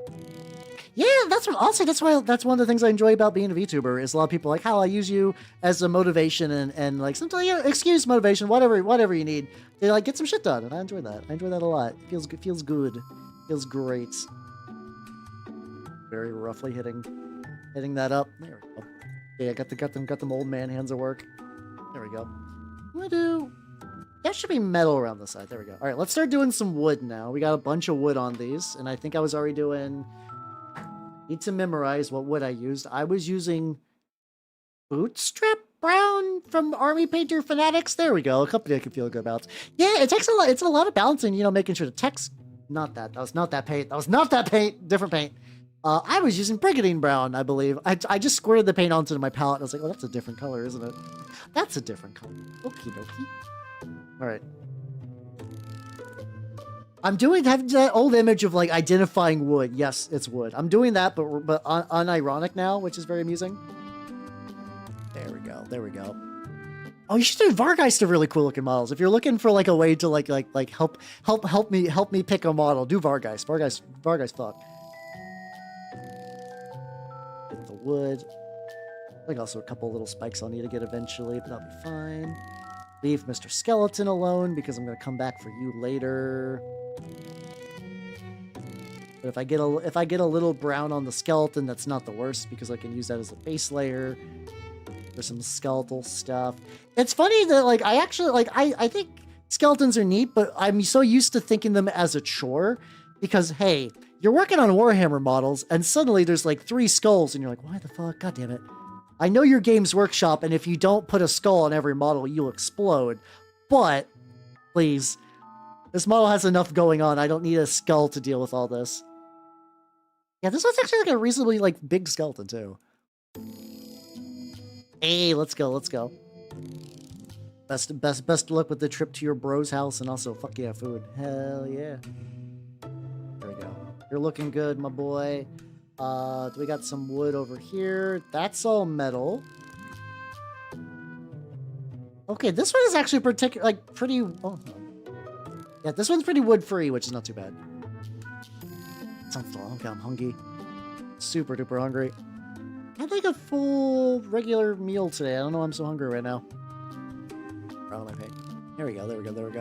But yeah. So it's like it would be fun to paint some skeletons as like in like an earnest fun way. Like oh, I'm painting a skeleton today. I guess today's kind of close. I don't mind the skeleton because I get the purpose. This is supposed to look like, you know, Skaven have vandalized some like Sigmar temple, I guess. I don't know. I guess these are supposed to be part of like the realm that like it's like Azurite, something like that. I know that all the Stormcasts kind of live in like a really cool, safe realm, and I know that Skaven tunneled into there. Kongi's like a type. It's like a rice thing, right? It's like a rice pudding, I think, something like that. Yeah, that's what I think. I know I've heard of it.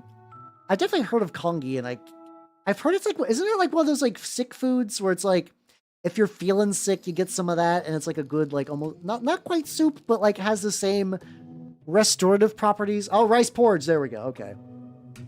So maybe that's explaining where it's like, you know, I've never really grown up in like a porridge family, but I know some people porridge is like they're like I'm sick. I need sick people cuisine. Growing up for me, that was always chicken noodle soup. And I'm sad that all the relatives that made the best chicken noodle soup passed before they could give me their recipe. I can make pretty good chicken noodle soup, but it's never the same. I think the secret ingredient is because I keep trying to do my own chicken and they just straight up would buy a rotisserie chicken. I think that's the secret sauce. I think I just need to use a rotisserie chicken for chicken noodle soup. And just use the rotisserie chicken and strip all the meat from it, and then use the bones for the broth. I think that's the real play. I'm gonna go on this last actually, because there's some of that that's still drying. There we go. This side's got some. A lot of this is still wet actually. Yeah, I mean that's why a lot of broth. It's just carcass cooking. How's you doing, Kinze? Welcome. Breakfast food. Ooh, that does sound good. Rice for breakfast. I'm very much on the drink a protein shake for breakfast kind of deal these days. Yeah. So yeah, definitely using the rotisserie chicken and then stripping the meat for the meat and then using the. I mean, there's like extra seasonings and like, you know, vegetables and shit added, but funnily enough, growing up, I think the version my family would make didn't really have any vegetables. It was just kind of pure, just chicken and noodle, in its purest form, aka like the least healthy version you possibly could. God, I have not been to a Costco. I've been tempted to, you know what's really stupid about the thing that recently has made me convinced to maybe check out a Costco? Or at least I did before the car stuff, and then I'm going to have to, like, you know, refigure that out. Costco apparently, how are you doing, Lana? Welcome. Apparently Costco has a hand truck called, like, that's like a really good hand truck is like, you know, like one of those like dollies that you can kind of like make wide and make tall and just kind of like reconfigure it. Apparently they have a really bitchin' hand truck that's like $150, but it's really sturdy and will last forever. Like a lot of those people on those like, I want to buy something and have it last forever. I need a hand truck. What do I buy? They're like, well, if you're in the restaurant industry, buy this. Like use your friend to buy this for you. If you're not, get this Costco one. I've been like, I'm at that point that like when I go to the shop, I have to make like 3 or 4 trips to my car. It's like, get my big box of terrain, get my minis, get my bag, and then get my rubber mat. And then now I've been adding a second selection of minis for like my 3rd edition stuff. And it's like, I should just get me a hand truck that I could just put like, maybe not everything on, but more things on than I would usually. And I could use that to like lessen the amount of trips. I got a hiccup. Hold on. Also saw a magical angle that I missed mid hiccups. Let me get this real quick. There we go.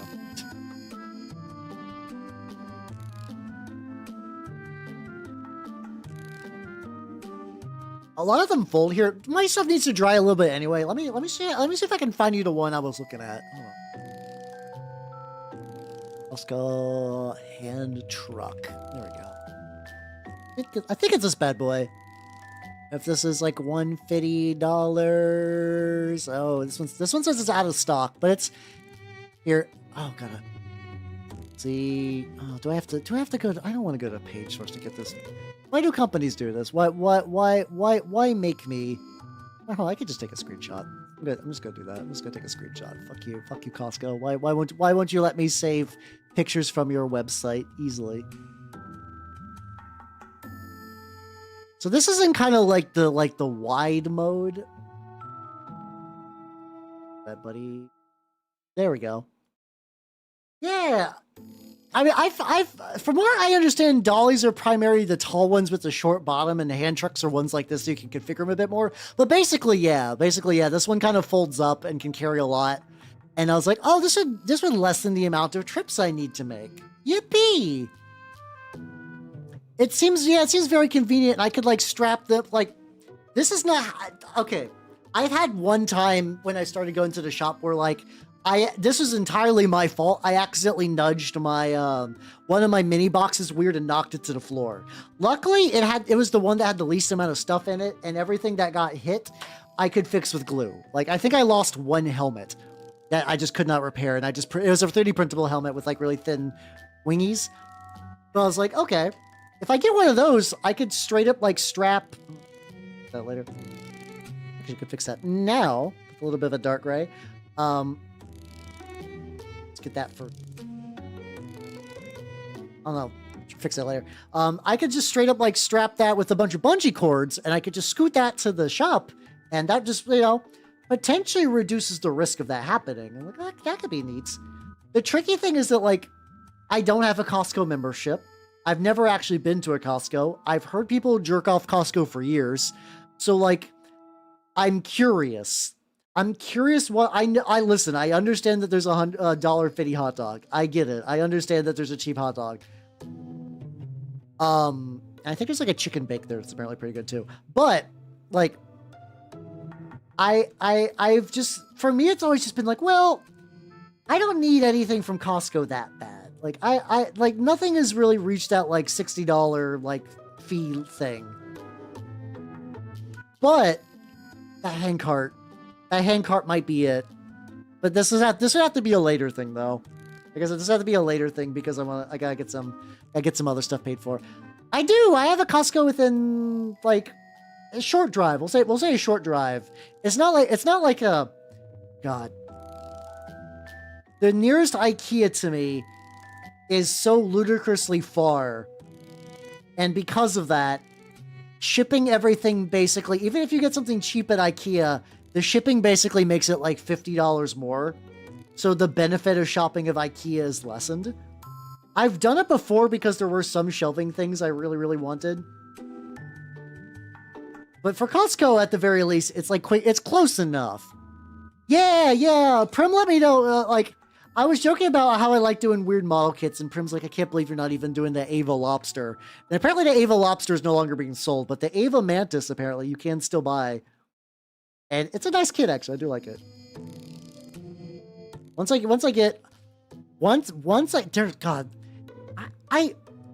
I have not watched any of her videos for a while, but I think there's a lady named Red Bard online on the YouTubes, and she has a video of like, okay, could you survive off of entirely Evangelion merchandise?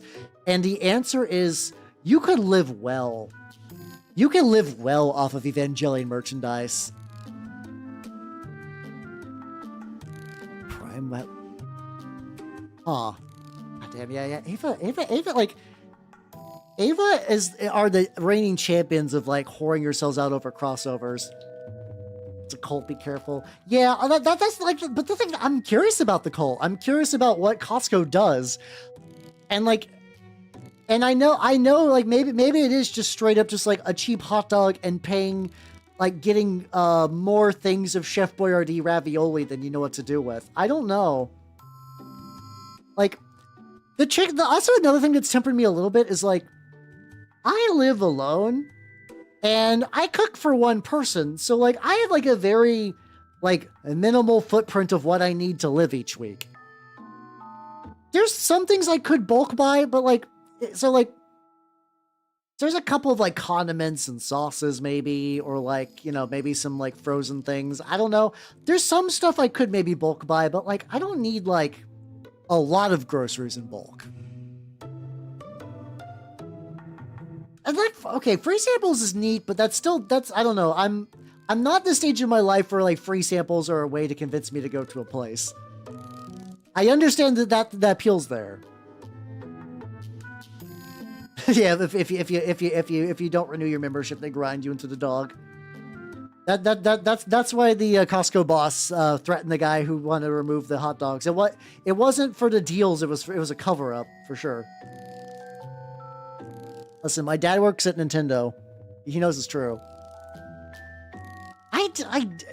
God, doomsday prepping I find fascinating, but like no. I mentioned before that like doomsday prepping and like usually really all apocalyptic stuff tends to be at its strongest when you're like not enjoying your current life. I'm enjoying my current life a lot actually. Like, are there things that could be better? Yes. Oh, oh, that's an unfortunate typo. That's an unfortunate typo. So like I don't have a strong urge to doomsday prep. I like my life.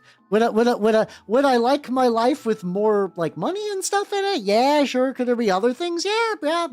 You know, so far as a baseline, I enjoy stuff. So I don't want the world to end. I have zero doomerisms in my brain. Now, is there stuff people around me are doing that makes me worried about the future? Yeah, 100%. Sure. Yeah. I continuously find the state of the internet and the idea of like what like people will do to censor it and to like dismantle the internet I love. I'm not jazzed about that. But me personally, in my own lane, thriving, I'm doing great. I'm having a grand old time. I get to hang out with all you nice nerds. I get to be an anime guy on the internet. I got all kinds of cool models to paint and games to play. I just got done playing XCOM 2. That was 40 hours of just fucking Kino, and I got to end it in a fun way. And I didn't wipe. I was part of me was like, there's a while where I was like, I think I'm gonna wipe. I think genuinely I'm in like a bad spot. I don't know if I can recover from this, and I did. Yippee.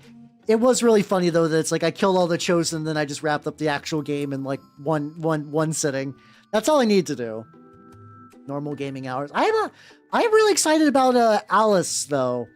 I've been vaguely aware about American McGee's Alice for years, and I just feel like it's a game that I'm gonna fuck with immensely. So I'm pretty excited. But also, I think like a platformy game would be a fun break from like strategy. I love me some strategy, but you know, I think it's a good change. Sending back to 2000 has been great for sure. If you need doomsday prep to be self-sustainable, I do think being self-sustainable is like pretty solid. See, it's really funny because apparently Alice, the original, I don't know why, I was under the impression that Alice was on consoles. And I know the sequel is. I know Alice Returns is on consoles. But apparently it's like abandonware? I was willing to pay money for Alice, but apparently EA did an EA. Or maybe... I also am aware that vaguely that like American McGee has done some weird shit. I know he's had a rough life. His name American is not... From what I understand, American is his actual name. Because he had a weird and or rough childhood. But, yeah. But yeah, it's apparently you have to go digging for it. But I think I got a copy of it. That's what I said. I have not tested it yet.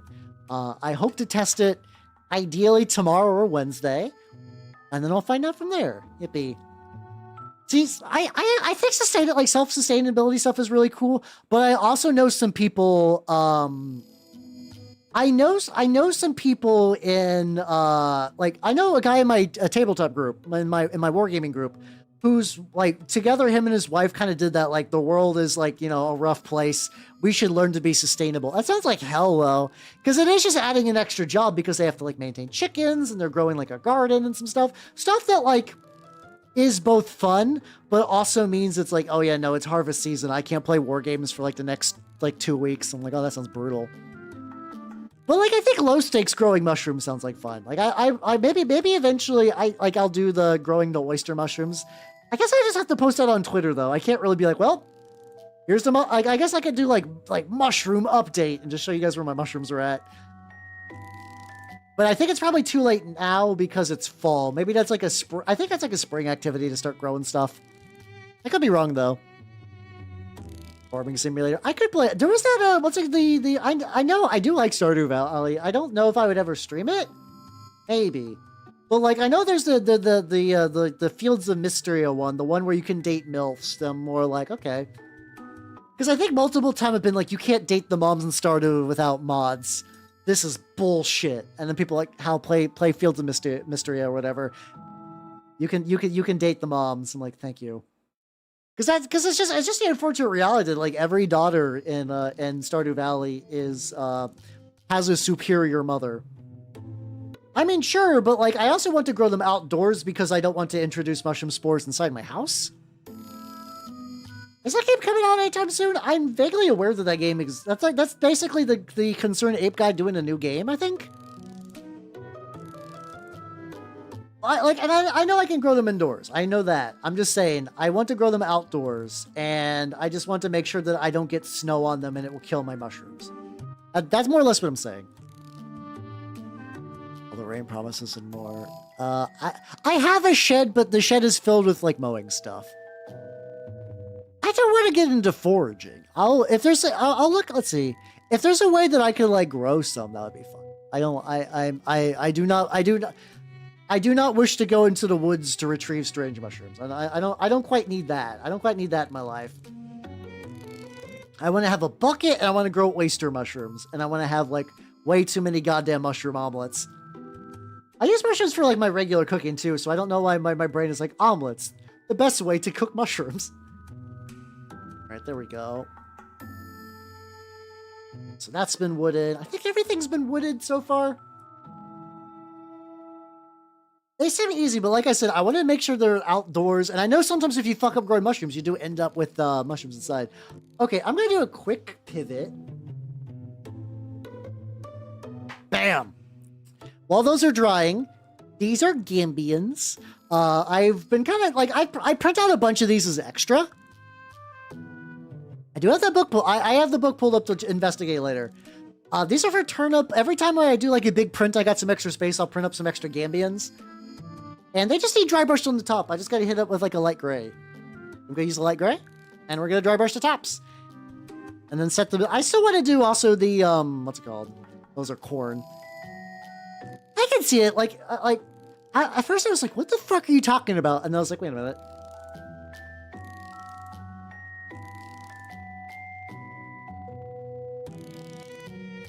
I see the vision. I see the vision now. Okay.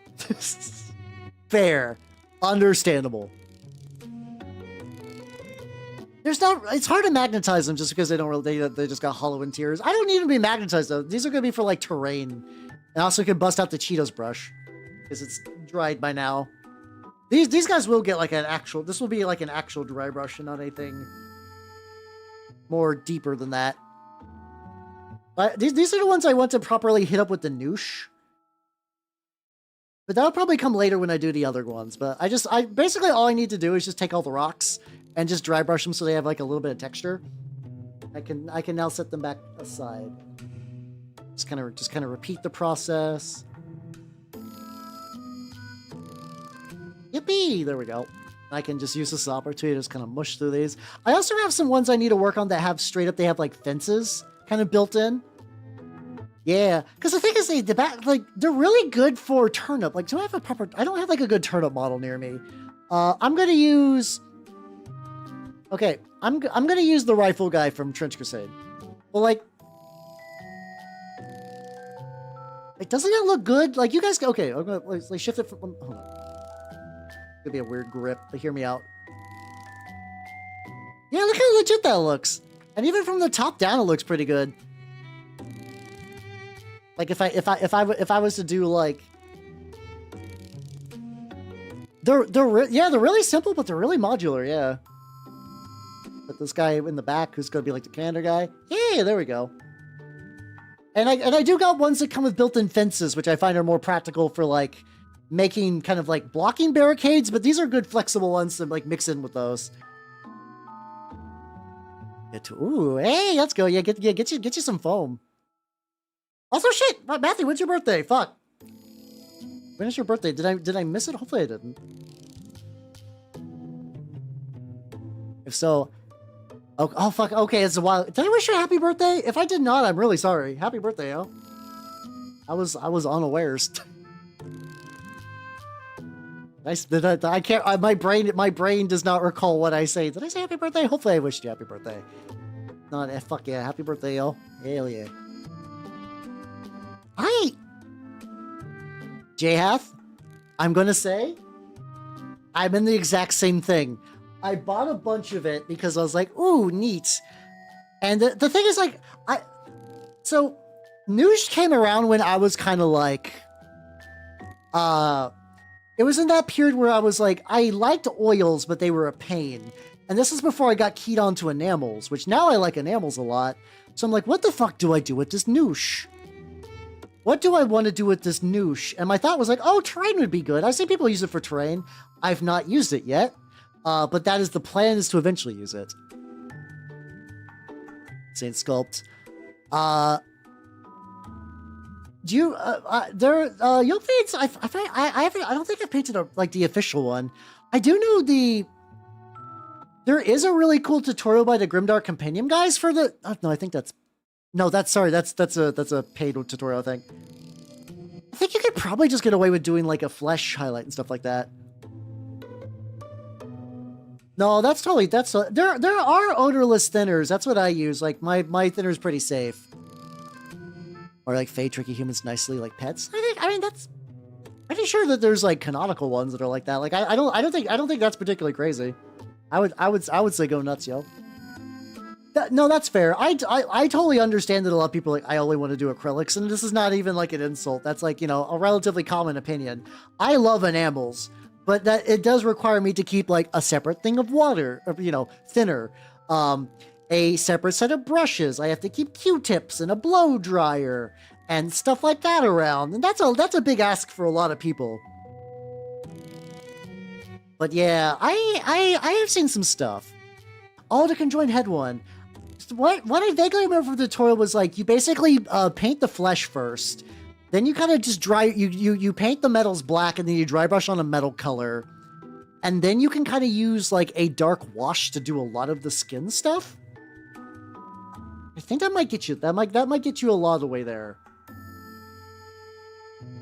I would need to look at the conjoined head one, because I made my own custom ones out of bestial arm stuff, so mine are slightly different.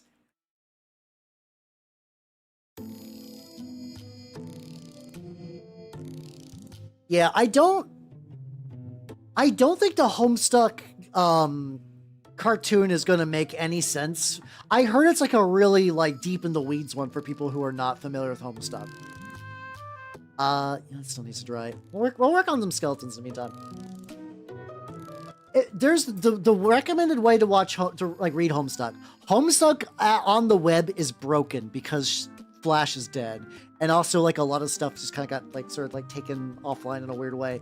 What you need to do is that there's like a unofficial Homestuck project that is like this is gonna sound dumb as shit. There's a standalone browser, but you can read it in the standalone browser. It has working Flash. It'll like maintain chapters for you.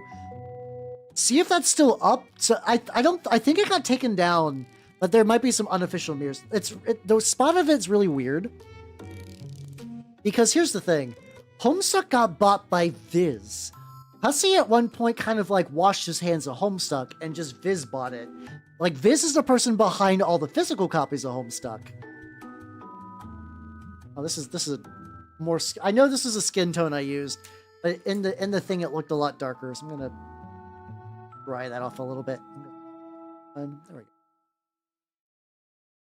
Sequence opal flakes. I haven't tried that, actually. I would not be surprised. That would be like a pretty legit thing. Leather brown would be good. So I did that very fun thing, everybody, where I organized my paints. Like, it's hard to tell because I'm kind of zoomed in, but my entire desk, I took all the paints and I put them on my rack. And I've got everything clean. There's still like models over here. Yeah, that's the idea of marketing it towards existing fans is bizarre too. Like listen, I think Homestuck is neat, but I feel like enough time is like Homestuck was so old that even during its run, it had to deal with the fact that the internet demographics changed like 2 or 3 times. Now the idea of Homestuck, it's like a lot of conceits of Homestuck are kind of alien, but like if they're even like ignoring that and just going straight to like, fuck it, we're just referencing pages from the webcomic and not mentioning anything. Because for context, so like a lot of characters in Homestuck are based off of people. Like archetypes of people, like John Egbert, the main character, effectively, is like the good-natured online dork who is into really weird niche like interest and plays online games with his buds. Dave Strider is that kind of guy that is really creative, but he hides behind a layer of irony because he's afraid of like getting hurt. And how you doing, Frankenstein? How you doing? Also, how you doing, MD? That's me. Welcome, everybody. Welcome, welcome, welcome. If you do not know me, I'm Howard Not the Mimic Elf, major baiting VTuber of the Nerd Golden Game Variety. What are you working on? I'm working on Terrain, yo.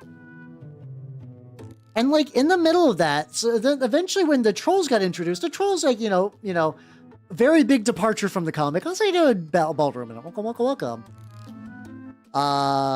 Oh, thank you for calling me good looking. Hell yeah. How you doing? How you doing? I'm explaining Homestuck, but not in like the big context of the story, as in the characters are based on internet archetypes. And then like a lot of the Homestuck fandom, like kind of like then you eventually got like the trolls were based off of people, like people who would like try to insult you online but were like real bad about it, or people who would sort of like purposely seek out the bully people, or like stuff like that. And then when they introduced like the troll ancestors, those were also based off of internet archetypes that had grown up on the internet because the internet just kept getting faster and faster. Like you could do a Homestuck 2 effectively. It's not the actual Homestuck 2 because that thing is fucking bizarre. But we're like you would have to basically take current internet archetypes and make them into characters, which I think would be interesting, but I also don't know how that would really work with the way modern internet works. I don't know. Oh, hell yeah. Fuck yeah. Necromunda terrain does seem pretty neat. This is just the old Skaventide terrain that I just never got around to painting. The skeletons are, I'm painting them like a leather color, which looks really, really weird, but I will be using this as a basis and been doing some white on them, so they'll look more normal, like proper dusty bones at some point. There we go. But yeah, but it's very strange because it's like, so now you have a series based on old internet archetypes that some of these have not been around for like a decade. Like some of these internet archetypes have not been around long enough for like the audience who I guess they're aiming at. Like, you know, like a new like a newer, younger audience. Some of these people would have been like 4 when a lot of these people were online and active and like being like community members of various things. So that's not going to make any sense. And then if you skip a lot of the exposition of the comic to do like a big action series, that's also confusing because Homestuck's a comic, yes, but it's also basically a web novel. You mostly read Homestuck. There's bitch and flashes and interactive elements, and like there are funny little pictures, yes, but you do read Homestuck primarily.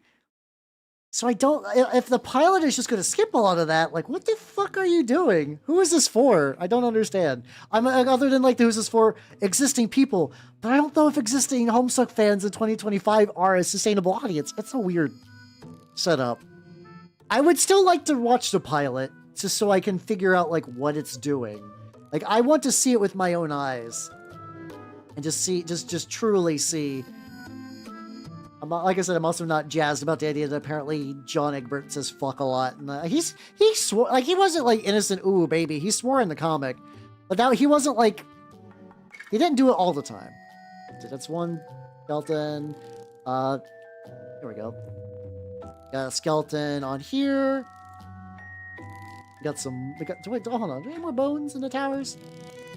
Some rats. There's a lumpy thing.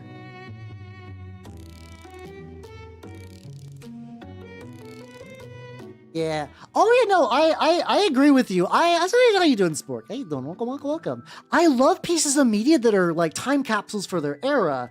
I find that shit really great. But I also feel like it's either like you pick something that's very like representative of an era, or you kind of like set out to do that on purpose. But I do think it'll be neat if you did actually read Homestuck, like, you know, eventually, like, you might decide to say fuck it, but early on especially. Oh, let's get some messy here. Hell yeah. There we go. I'm also really excited too, the new HAL model that I'm getting quoted and stuff like that. I want to get a helmet. I want a really bitchin' helmet. Cause like, but the tricky thing with helmets is because like you don't get a lot of face stuff. So like, okay, I want to show you all another reference image that I sent to Nazuna Mama. It's a weird one. Let's see. Because I in my brain, I know. Hold on.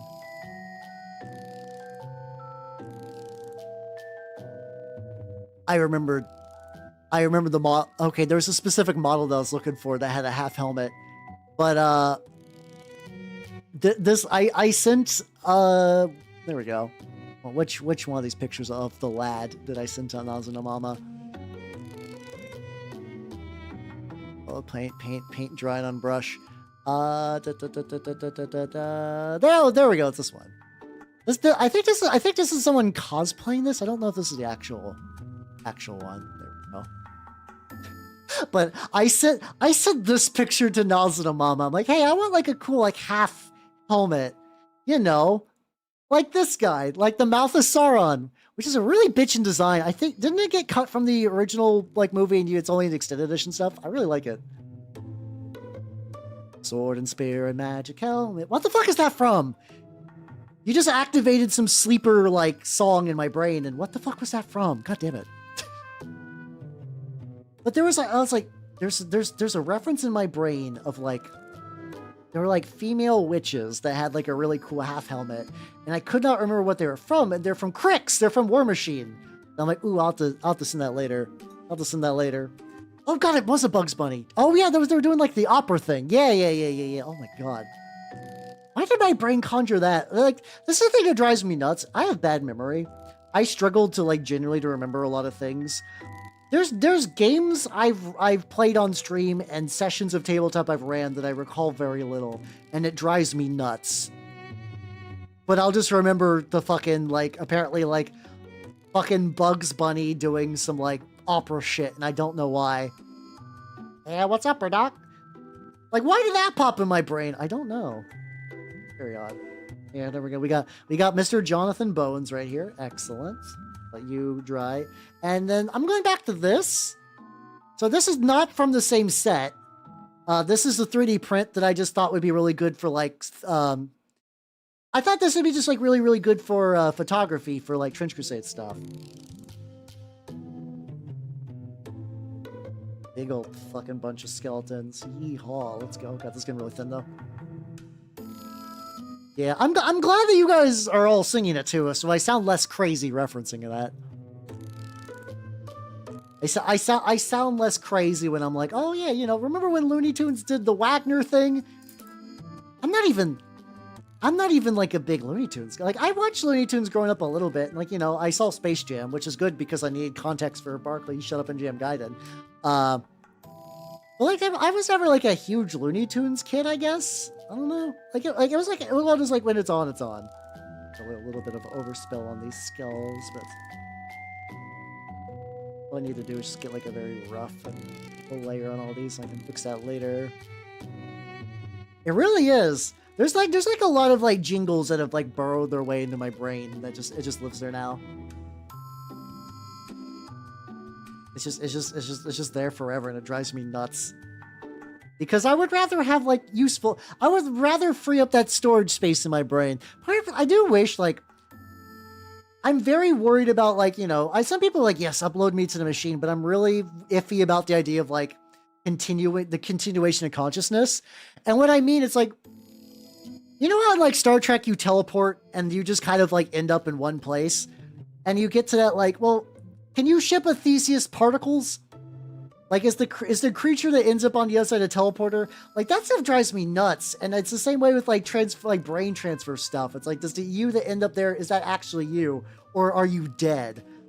But I would also love the idea to be able to have like full control of the storage in my brain and be able to like add more RAM and free up space. Maybe that's what I don't need. Maybe I don't need like a full computer upload. I just need just like some slots in the back. Oh, there's a lot of stuff that like targets that, yeah. Oh, that's cute that your parents would watch it with you. I've had my folks watch various stuff. I remember my adopted mother was like really nice about like Pokemon stuff when it was new. She would definitely she definitely fell asleep in the theater during Pokemon the first movie, but yeah, that's fine. I was just happy to be there. Also the thing is, I'm pretty sure she let us go multiple times so we could get all the cards. And you know, after a certain point, like we could watch the same movie on repeat, you know. Parent stamina is a very different thing. Yeah, I would love some more memory storage. It'd be great. And by that, like memory storage in my brain. Yeah, you wouldn't download more RAM.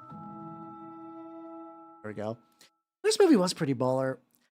I only seen 3 of them. I've always saw the original, the Legend of Lugia, and then there was the Entei one, which was sort of when we stopped watching them in theaters, and that was like a pure just rent on DVD moment.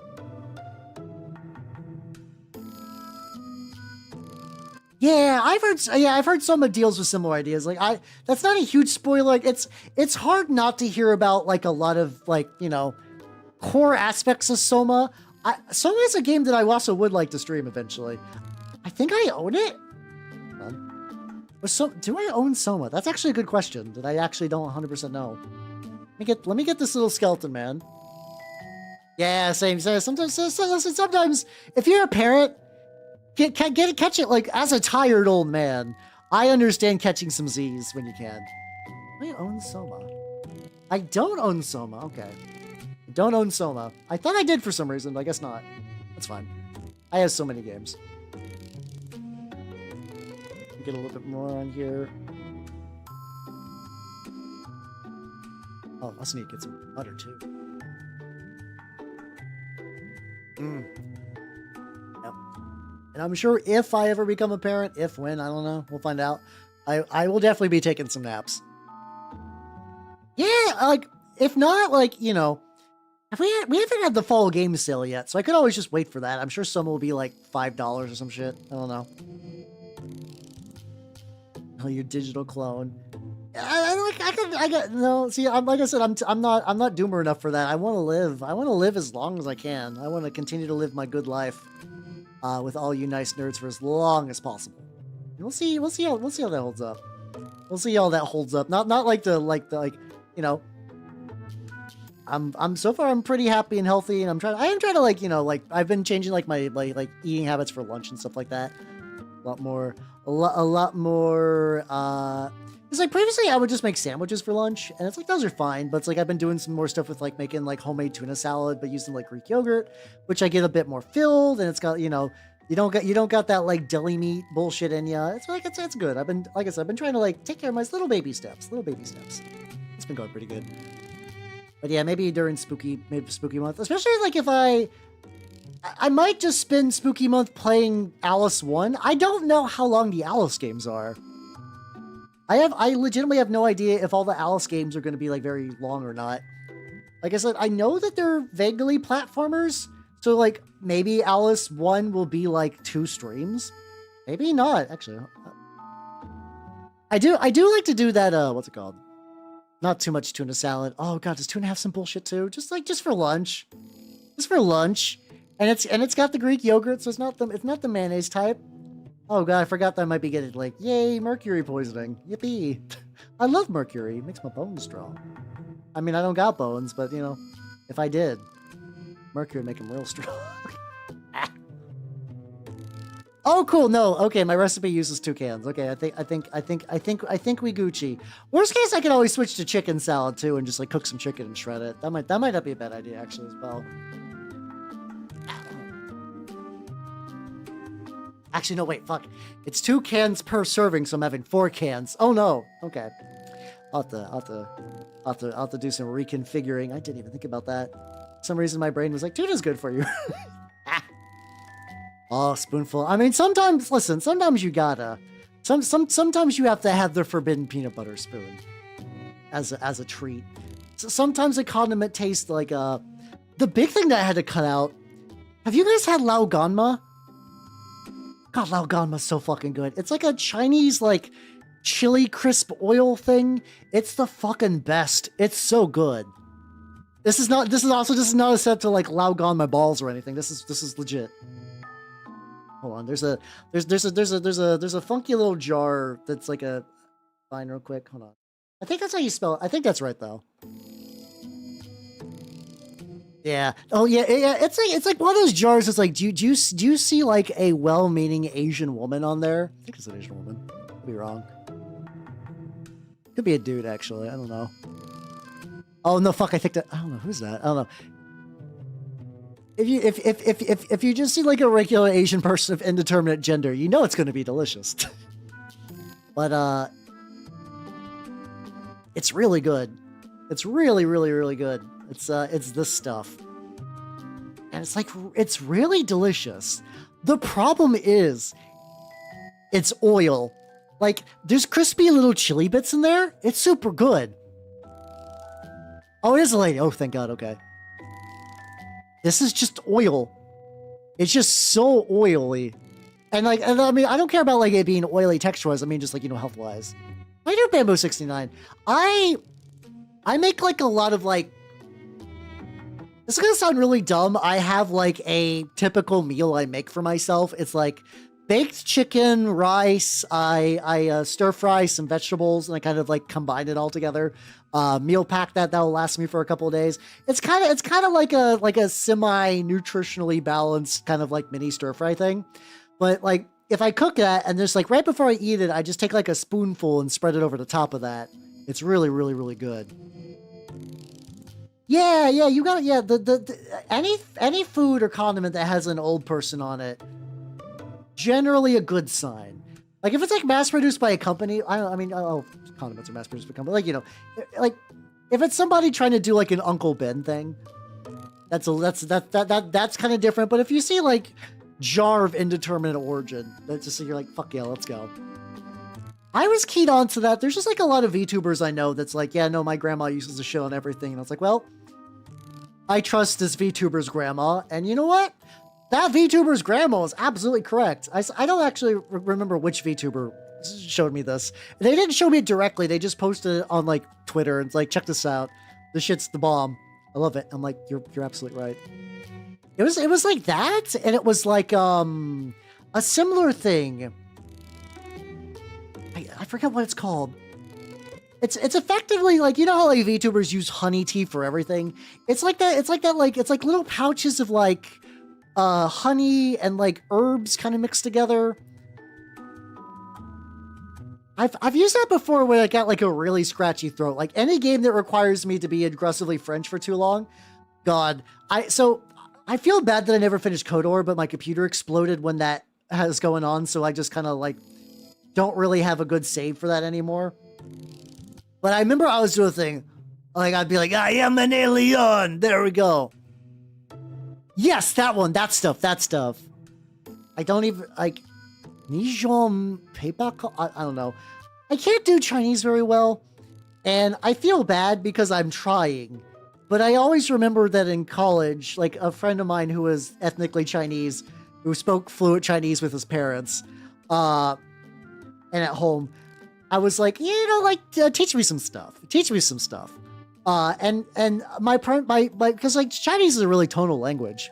I was so bad that he thought I was making fun of him, and I was like, oh no, I'm not. I'm trying. Listen, white boy trying his best. I'm trying. And ever since then, I've always just been like, oh, okay, I just assume that any attempt I will ever make at Chinese will sound awful. Yeah, but that stuff is really good. I just keep some at the ready that if I have like a really bad sore throat that I can bust that out. I don't remember off the top. It's been a while since I spoke to him. He was like a good friend of mine in college, but like we didn't have a lot of interest stuff in common, so I kind of fell out of keeping contact with him. And then I talked to him a couple of years ago, and he's like, "So Hal, have you heard about this thing called Ethereum?" And I was like, "Yeah." He's like, "You should invest into that." I'm like, "I don't." At the time, I was like, "I'm barely subsisting. I'm not investing into crypto right now." Levels. He's apparently doing good these days, but yeah, I just don't really like contact him much anymore. Nice enough dude, though. But yeah, I don't remember if it was Cantonese or Mandarin. I also lacked the knowledge that like I could differentiate them if I'm going to be real. Not that there aren't differences, it's just that the differences I just don't know how to like replicate them or even begin to explain them. Yeah, learned so much niche VTubers. Yeah, it's like, well, that's the thing is that like VTubers are really cool because like, at least for the indie scene especially, it's a very global community. So like I've run into like more like Australian people and like people who grew up just like all over the world. I don't know why I use Australia. I think I use Australia as an example because prior to VTubing Australia, like I knew Australia existed. Like I knew it was a real country and everything, but like I had no ability to ever meet an Australian person. That just didn't happen. Like, you know, you have to be lucky to meet someone from Australia, but here I am knowing several now. Like it's a relatively common appearance for me to run into someone. I'm like, oh shit, you're an Aussie. Hell yeah. Their time zone is the devil though. I will say that, not their fault. But yeah, you get like little, you know, you get little like different like foods and like products and stuff from like different households and backgrounds, and it's nice. Yeah, Pega's real. Big if true, I know. Surprising. Like there's a new VTuber. I have not got to check her out. Like there's a lot of people that are like, oh, they're cool, and like I think they followed me on Twitter first, and I followed them back because I thought their idea was neat. I think her name's like Montgomery's or something like that. And she's got like a really, really, really cool like PS1, PS2 horror protect model. And I would love to catch one of her streams, but she's an Aussie. And that means she streams during the worst times that I can ever watch her live. Let me link her real quick though. Another one of those that like I have not got to interact with her directly, but she seems like a nice lady. Seems like a nice lady. Oh, I think her name's Milia, but she goes by Montgomery's for her Twitter handle. There we go. It's cool. I can shout out her Twitch too, because she's got a Twitch. Is that an easy Twitch I can find? Yes, there we go. Some people post like the idea of posting a schedule like as a pinned post or for posting your just general info is an interesting dichotomy. Okay. Out. There we go. Yippee! Excellent. Let's continue to paint. I'm just gonna paint the skeletals on these and stuff like that. Yeah, it's so like I have a lot of like Euro friends. And I even have some friends in Japan, and they're hard to reach. Their time zones suck, but they're like doable. Like Japan is basically like, you know, there's some finesse to it. But hey, imagine the current time. Move it 12 hours forward. Bam! You're in Japan time, baby. Let's go. And that's actually like a nice like one that you can work with. It's still rough for like, you know, a lot of day-to-day stuff, but still not too bad. The Aussie time zone, which is not significantly different, but it's still very, very hard to like check stuff out. There's a Mao is an Australian VTuber that I've collabed with and a bunch of stuff. Very nice dude. The time zone's the devil. The time zone is the devil. It's the fucking worst. Not his fault for being born in that country, but you know, hard. Oh yeah, I want to do. Oh yeah, this is dried enough that I could start doing the tarnished metal on the door. So yeah, you'd be. Oh god, hold on. This needs to be cleaned. Apparently, there's like a tiny little bit of white in there. All my brushes are due for a deep clean, and they'll probably be getting one soonish. One of my favorite maintenance activities for a hobby is I like to put on Red Letter Media and watch a video of theirs while I clean my brushes. Like deep clean my brushes. It's just like a nice consistent thing that happens like, you know, every couple of weeks I do the deep cleaning. It's nice. It's a very good ritual, yeah. I won't even do like best or worst. Best or worst is fine. I really like the review one. I like the ones where they talk about like a movie that they're like really passionate about. Or like talk about like a director or series. Like I appreciate Red Letter Media because they have like the same interest in sort of like mastery of their hobby that I enjoy in my own Like, saying I'm at their level for tabletop stuff is definitely not true. They're way more advanced at movies than I am at tabletop. But I appreciate someone like, I don't really have a lot of like movie super deep interest. But, you know, people who can like name the actors and like different director styles and like how a director style will change over the years. And like they do a lot of jokes about like, oh yeah, no, this person was in Star Trek this episode. And it's like, damn. A, I wish my memory was that good. And B, goddamn, they fucking love all the shit that went into that. Just to get no damn time machine. That's it's kind of funny, but also kind of like, man, yeah, it's good, it's nice. There also has been some very rarely, but I have watched a couple of movie night movies have been from Red Letter Media. The one that immediately comes to mind is Barbarians, which we watched very early on. The one where it's basically, there's a movie, so the movie Barbarians, for people who did not see it, because it's a very early night movie, it is a very typical fantasy movie, but instead of the main character being like some guy who barely speaks English, but is just ripped enough and blonde and pretty enough just to be like, we must rescue the princess with like badly overdubbed English or just like whatever. They get these two twins who are wrestlers who they can't act. But like, in some ways, some people are like, oh no, the princess is gone. Their version of acting is they just are themselves. And the way they act is like 90s California meathead. So you got these two, like there's a scene in the movie where there's like a guard inspecting them and they have to figure out how to like distract them for a little bit. So they're like one of the brothers starts just like making out with the other so that it looks like they're just two people kissing. And the guard's like, oh, whatever, okay. And then they're like, bro, listen, like, blah, blah, blah, blah, blah, blah, blah, blah. Like, it's just really funny the way it's like, it's just like such a, like, the way they do that bit is just really fucking very specific thing of time. I think look at it. Oh, fuck yeah, let's go. We're talking about the movie Barbarians. God. Oh no, I got my brush flicked on something like that. Yeah. It's very amateur, but it's like, yeah, it definitely is like they're definitely, I won't say that they're phoning it in. Like there's a lot of times you watch a movie night movie, I watch a movie night movie, I'm like, oh, they could not give a shit. I don't know if these guys couldn't give a shit, but at the very least they're making an attempt, and bless them for that, you know? Let's get some medals too. How much time I got? I got like not a crazy amount of extra time, but I got enough. Once again, you know, this could stand like not done. If I put this on the table, I wouldn't feel too bad. I'd be like, yeah, this is fine. Terrain.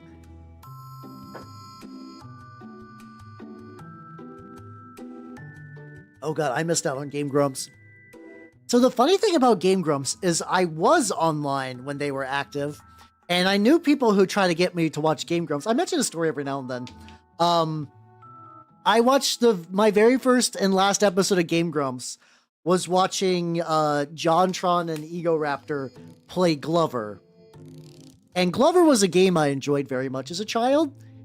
And watching two grown men struggle to beat a game that I beat as a child, I was like, thank you. It drove me fucking nuts. I was like, what are you doing?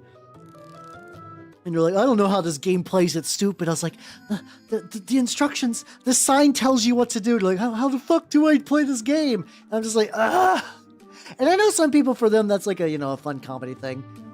That's funny because like I don't even see like VTubers that are like that dense on how to play games. Usually even they'll be like, oh, how do I do? Oh, okay, I can do this. I've not really run into anyone like quite that bad, but it was generally so bad that I was like, I'm not watching this shit. I'm not watching Game Grumps at all. And then that kind of became like a cultural touchstone for a lot of people. I'm like, nope, they were too shit at Glover for me to ever love. Yeah, the thing is, like, I don't think it was a bit though. Like, I don't like, and I'm vaguely aware that like, Aaron Hansen is not good at video games. Sometimes they do it in sort of a bitty way, but like, I saw a video that was an 1.5-hour compilation. 1.5-hour compilation of him playing Ocarina of Time and just being bad at a game that's not hard, and it drove me nuts. How you doing, Spitfire?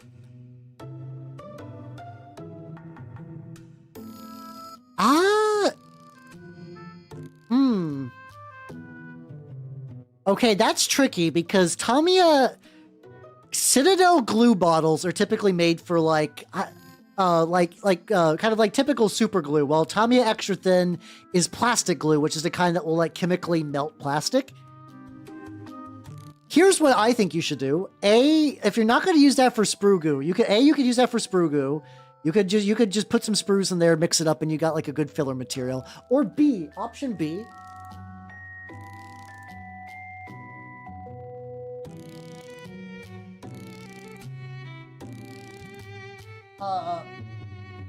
Okay, there's a bottle of it that I have in a different room.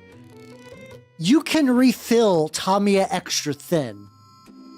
There's a chemical they sell in a different container, called it's sold as paint. It's sold as a paint airbrush clinger.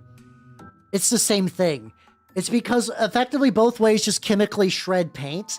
Like both of them basically they do that same thing where they just kind of like the one that will eat through paint and it'll eat through plastic. It's the same chemical, but the Tamiya Extra Thin is like, you know, you get a little glass jar for like $5.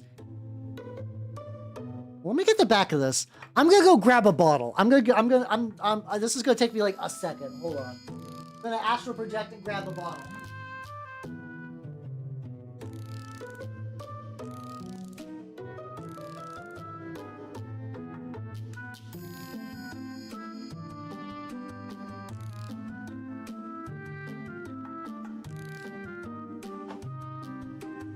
No, you're fine. No, listen, I love giving people tips and advice. I like sharing my wisdom. I didn't find this out. I found this out on the internet. I'm paying it forward. Does this have any identifying labels? On the back it does.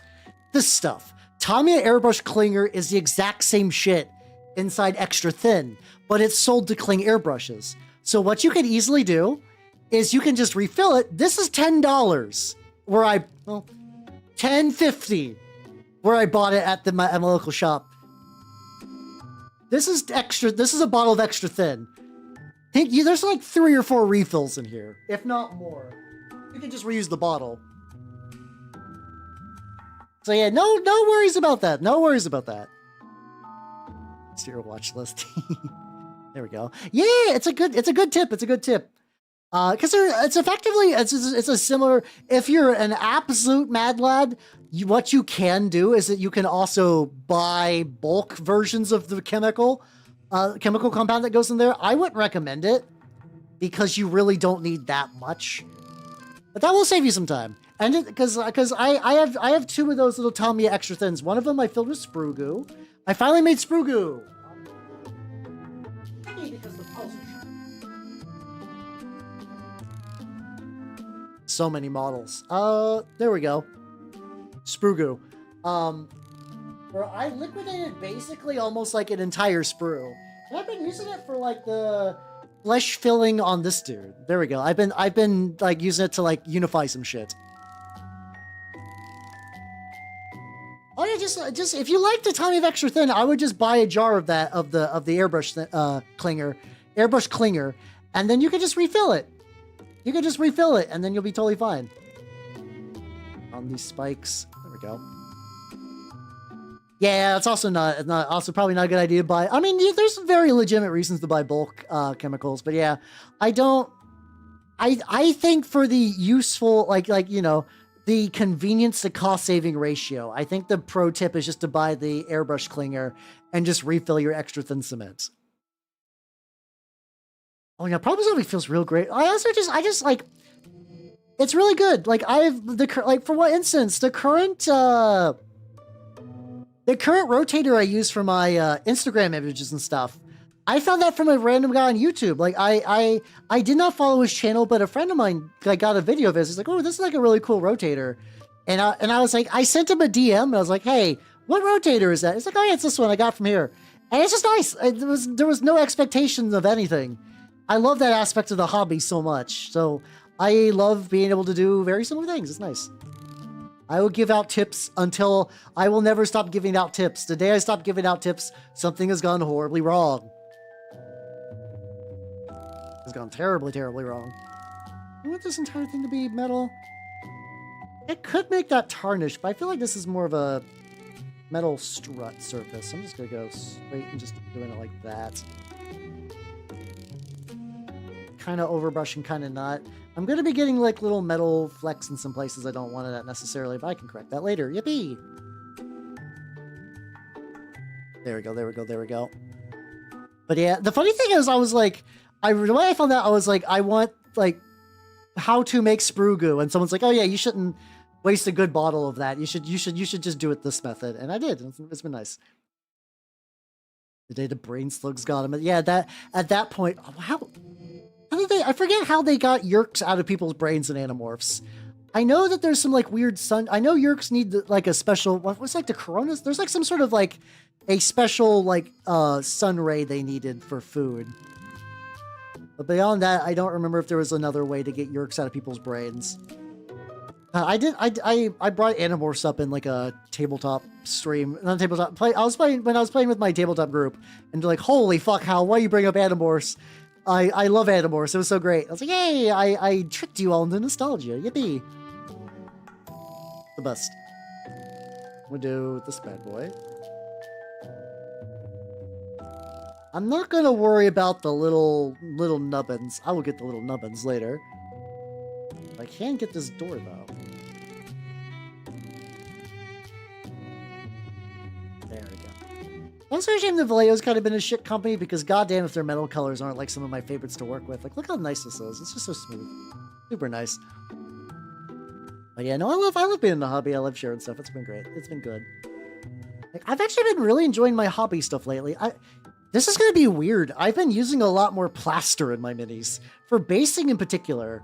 I've been real because like oh yeah, let me show you guys the garlic lads again, because some of you guys might not have seen that. I'll touch that up later. Yeah, plaster has been really, really good. So like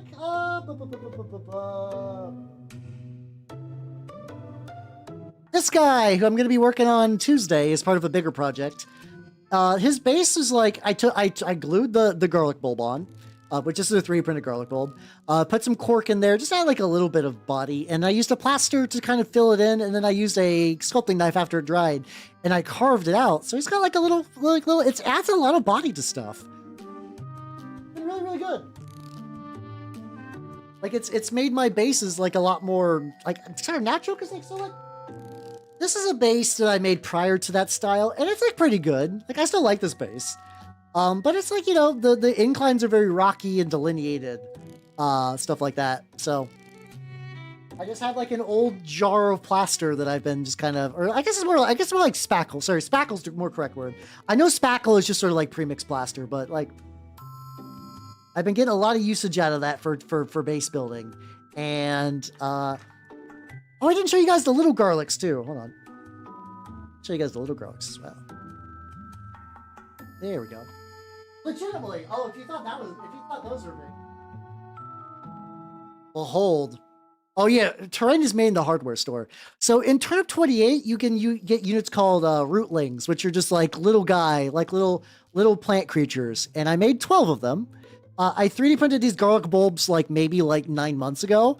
And I finally like this weekend I was just feeling like I've been cleaning up my workshop a lot. I've like, hey guys, pro tip, it unfucks your brain when you clean up your area. It helps get your shit together, which is you're like, hell no, that's fucking obvious, and I'm aware that's fucking obvious, but it's like one of those pieces of advice that I have not taken very well. I very much let my places like my workstation get into damn bitch you live like this.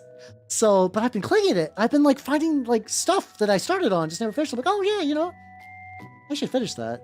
I like that. I like this thing I was doing. I should give it the attention it needs. Or like, oh, I'm never gonna work on this. Time to like repurpose this or throw it in the trash or whatever. Usually I don't throw a lot of my stuff in the trash. I have like a big plastic bag that like whenever I go to like there's an indie game store I play games at on every now and then. And they have like a big like collective like bits pile of like 3D prints and bits and stuff like that. That's the one I try to go to and like bring all my stuff there. It's like, oh, I'm not going to do anything with these prints. Yeah, vacuuming and clinging. And I'm like, I think I have this big issue with clinging and stuff where I'm like, I'm going to cling everything. I'm going to deep cling my entire fucking house. That's not going to work. I do that so much. I do that thing where like, okay, this December, I have several days off work. I'm going to do the biggest, deepest cling. That's not working. That's not working. What is working is just saying like, all right, I gotta spare half an hour. I'm gonna clean up this shelf or like this, like just this like a little area of my workshop, or just like like yesterday I just reorganized my paints. It's nice. It's been good, and now I have a clean desk and I got more space and it feels more open, and the I don't know what you would call that, like the feng shui or just the just to kind of just like the openness. It feels good. It feels nice, and I'm like, oh yeah, no, this is a thing I should do more often because I'm an idiot for not doing this. 2020, I never got the skulls in there. I'll have to hit that up later. 2025 has been an interesting year where it's like, I think I had bigger goals for the earlier part of the year, but it has been good overall because I'm hitting like VTuber middle age, where I'm like, there's a lot of stuff I need to like work on or reevaluate or tweak, which is why I'm trying to be doing a lot more like schedule tweaking and like, you know, just like organizing my shit, thinking about stuff, trying to like listen to and read more books from people who are like professional creatives and just kind of see what their process for things. It's been good. It's been good to me. It's been good to me. Yeah, that's true. Yeah, so because it's really easy just to say, I'll do that later, or like I'll do it as part of a big thing. But yeah, if it's like 5 minutes and you can just knock it out, you should just absolutely knock it out. It's good. It's good. I sound like I'm being preachy, and I hope I'm not. But like, this is me coming to terms with like really dumb basic advice. That like, no, this dumb basic advice is really good, and I shouldn't have ignored it. So I'm passing on the idea to you. And if you order now, you get a free toaster. Fee. I actually realized I don't have a toaster anymore. It was really funny. I was trying to toast some bread, and I was like, I know I own a toaster. I know I own a toaster. And at some point, I just no longer had a toaster. Now I have an air fryer, and an air fryer, you can toast bread, and it's functionally the same, but it's still a weird feeling just going like, oh, I don't have a toaster. Is in my brain that's like an essential appliance? Like, I don't need to buy a toaster because the air fryer still does all the toaster things. It's just weird, you know? It's like, oh yeah, that's like... I grew up knowing that like every household, like, you have a toaster. Why? Because it's a toaster. You need one. You need one for toast. You know, the thing. The universal food. It's just kind of funny how that worked out, yeah. Yeah, legitimately, I air fried the bread, and you know what? It's basically the same as a toaster. I mean, it is just using convection currents to cook bread. So it's doing the same function. It's just different device, just ever so slightly. That door's got so many little nubs. I think I'll do a dry brush on that first before I go like super in depth. I'm assuming I'm going to touch up a lot of the metals later as well, but like right now this is very much like usually using big-ish brush so I can cover a lot of this. Yeah. But yeah, no, it's been good. I think my brain has been in a good spot lately, and I'm feeling pretty good about that. And I have to like it's nice. It's nice. Things have been good. I'm hoping this car situation continues to be good. We'll find out tomorrow. I'll keep you nerds posted on the car situation. I'm hoping, big fingers crossed, this is just like a wire that got loose or something, and they plug it in. If it's a new starter, I can get a new starter, and that won't be that big of a deal. I can't imagine it's too bad. I drove in that car for like quite a while before this got to this point, so we'll see how it goes. Toast every day, and no, yeah. The thing is, because I've been doing more tuna salad, I find that tuna salad goes better on toast. So I'm like, oh yeah, I should make toast for that. Let's start dry brushing the wood. Okay, no, I got some other things that need metal on them. It's the time. Oh shit, we're over time. Fuck. Okay. Time flies when you're having fun. Yippee! Unironically, yes. There we go. Let me pause. Let me pause the music and let's go to the chatting screen. Wow. And wow. Yeah, no, I did. I made real good progress today. I feel really good about the stuff I painted. So yeah, thank you. Oh, hold on. Thank you, nerds, for coming. I had a lot of fun. Schedule-wise, this is the update schedule for the upcoming week, so it is accurate. 3 mini painting streams next week. Probably for movie night, we're going to be doing Warriors of Virtue 2, because it certainly looks like a film-shaped object. And on Saturday, barring any incidents, I will be streaming American McGee's Alice, which I'm very excited about. So hell yeah, hell yeah, hell yeah, hell yeah, hell yeah. And with that, everybody on the YouTube side, have yourself a good night and take it easy. Bye, YouTube people. Bye-bye. And...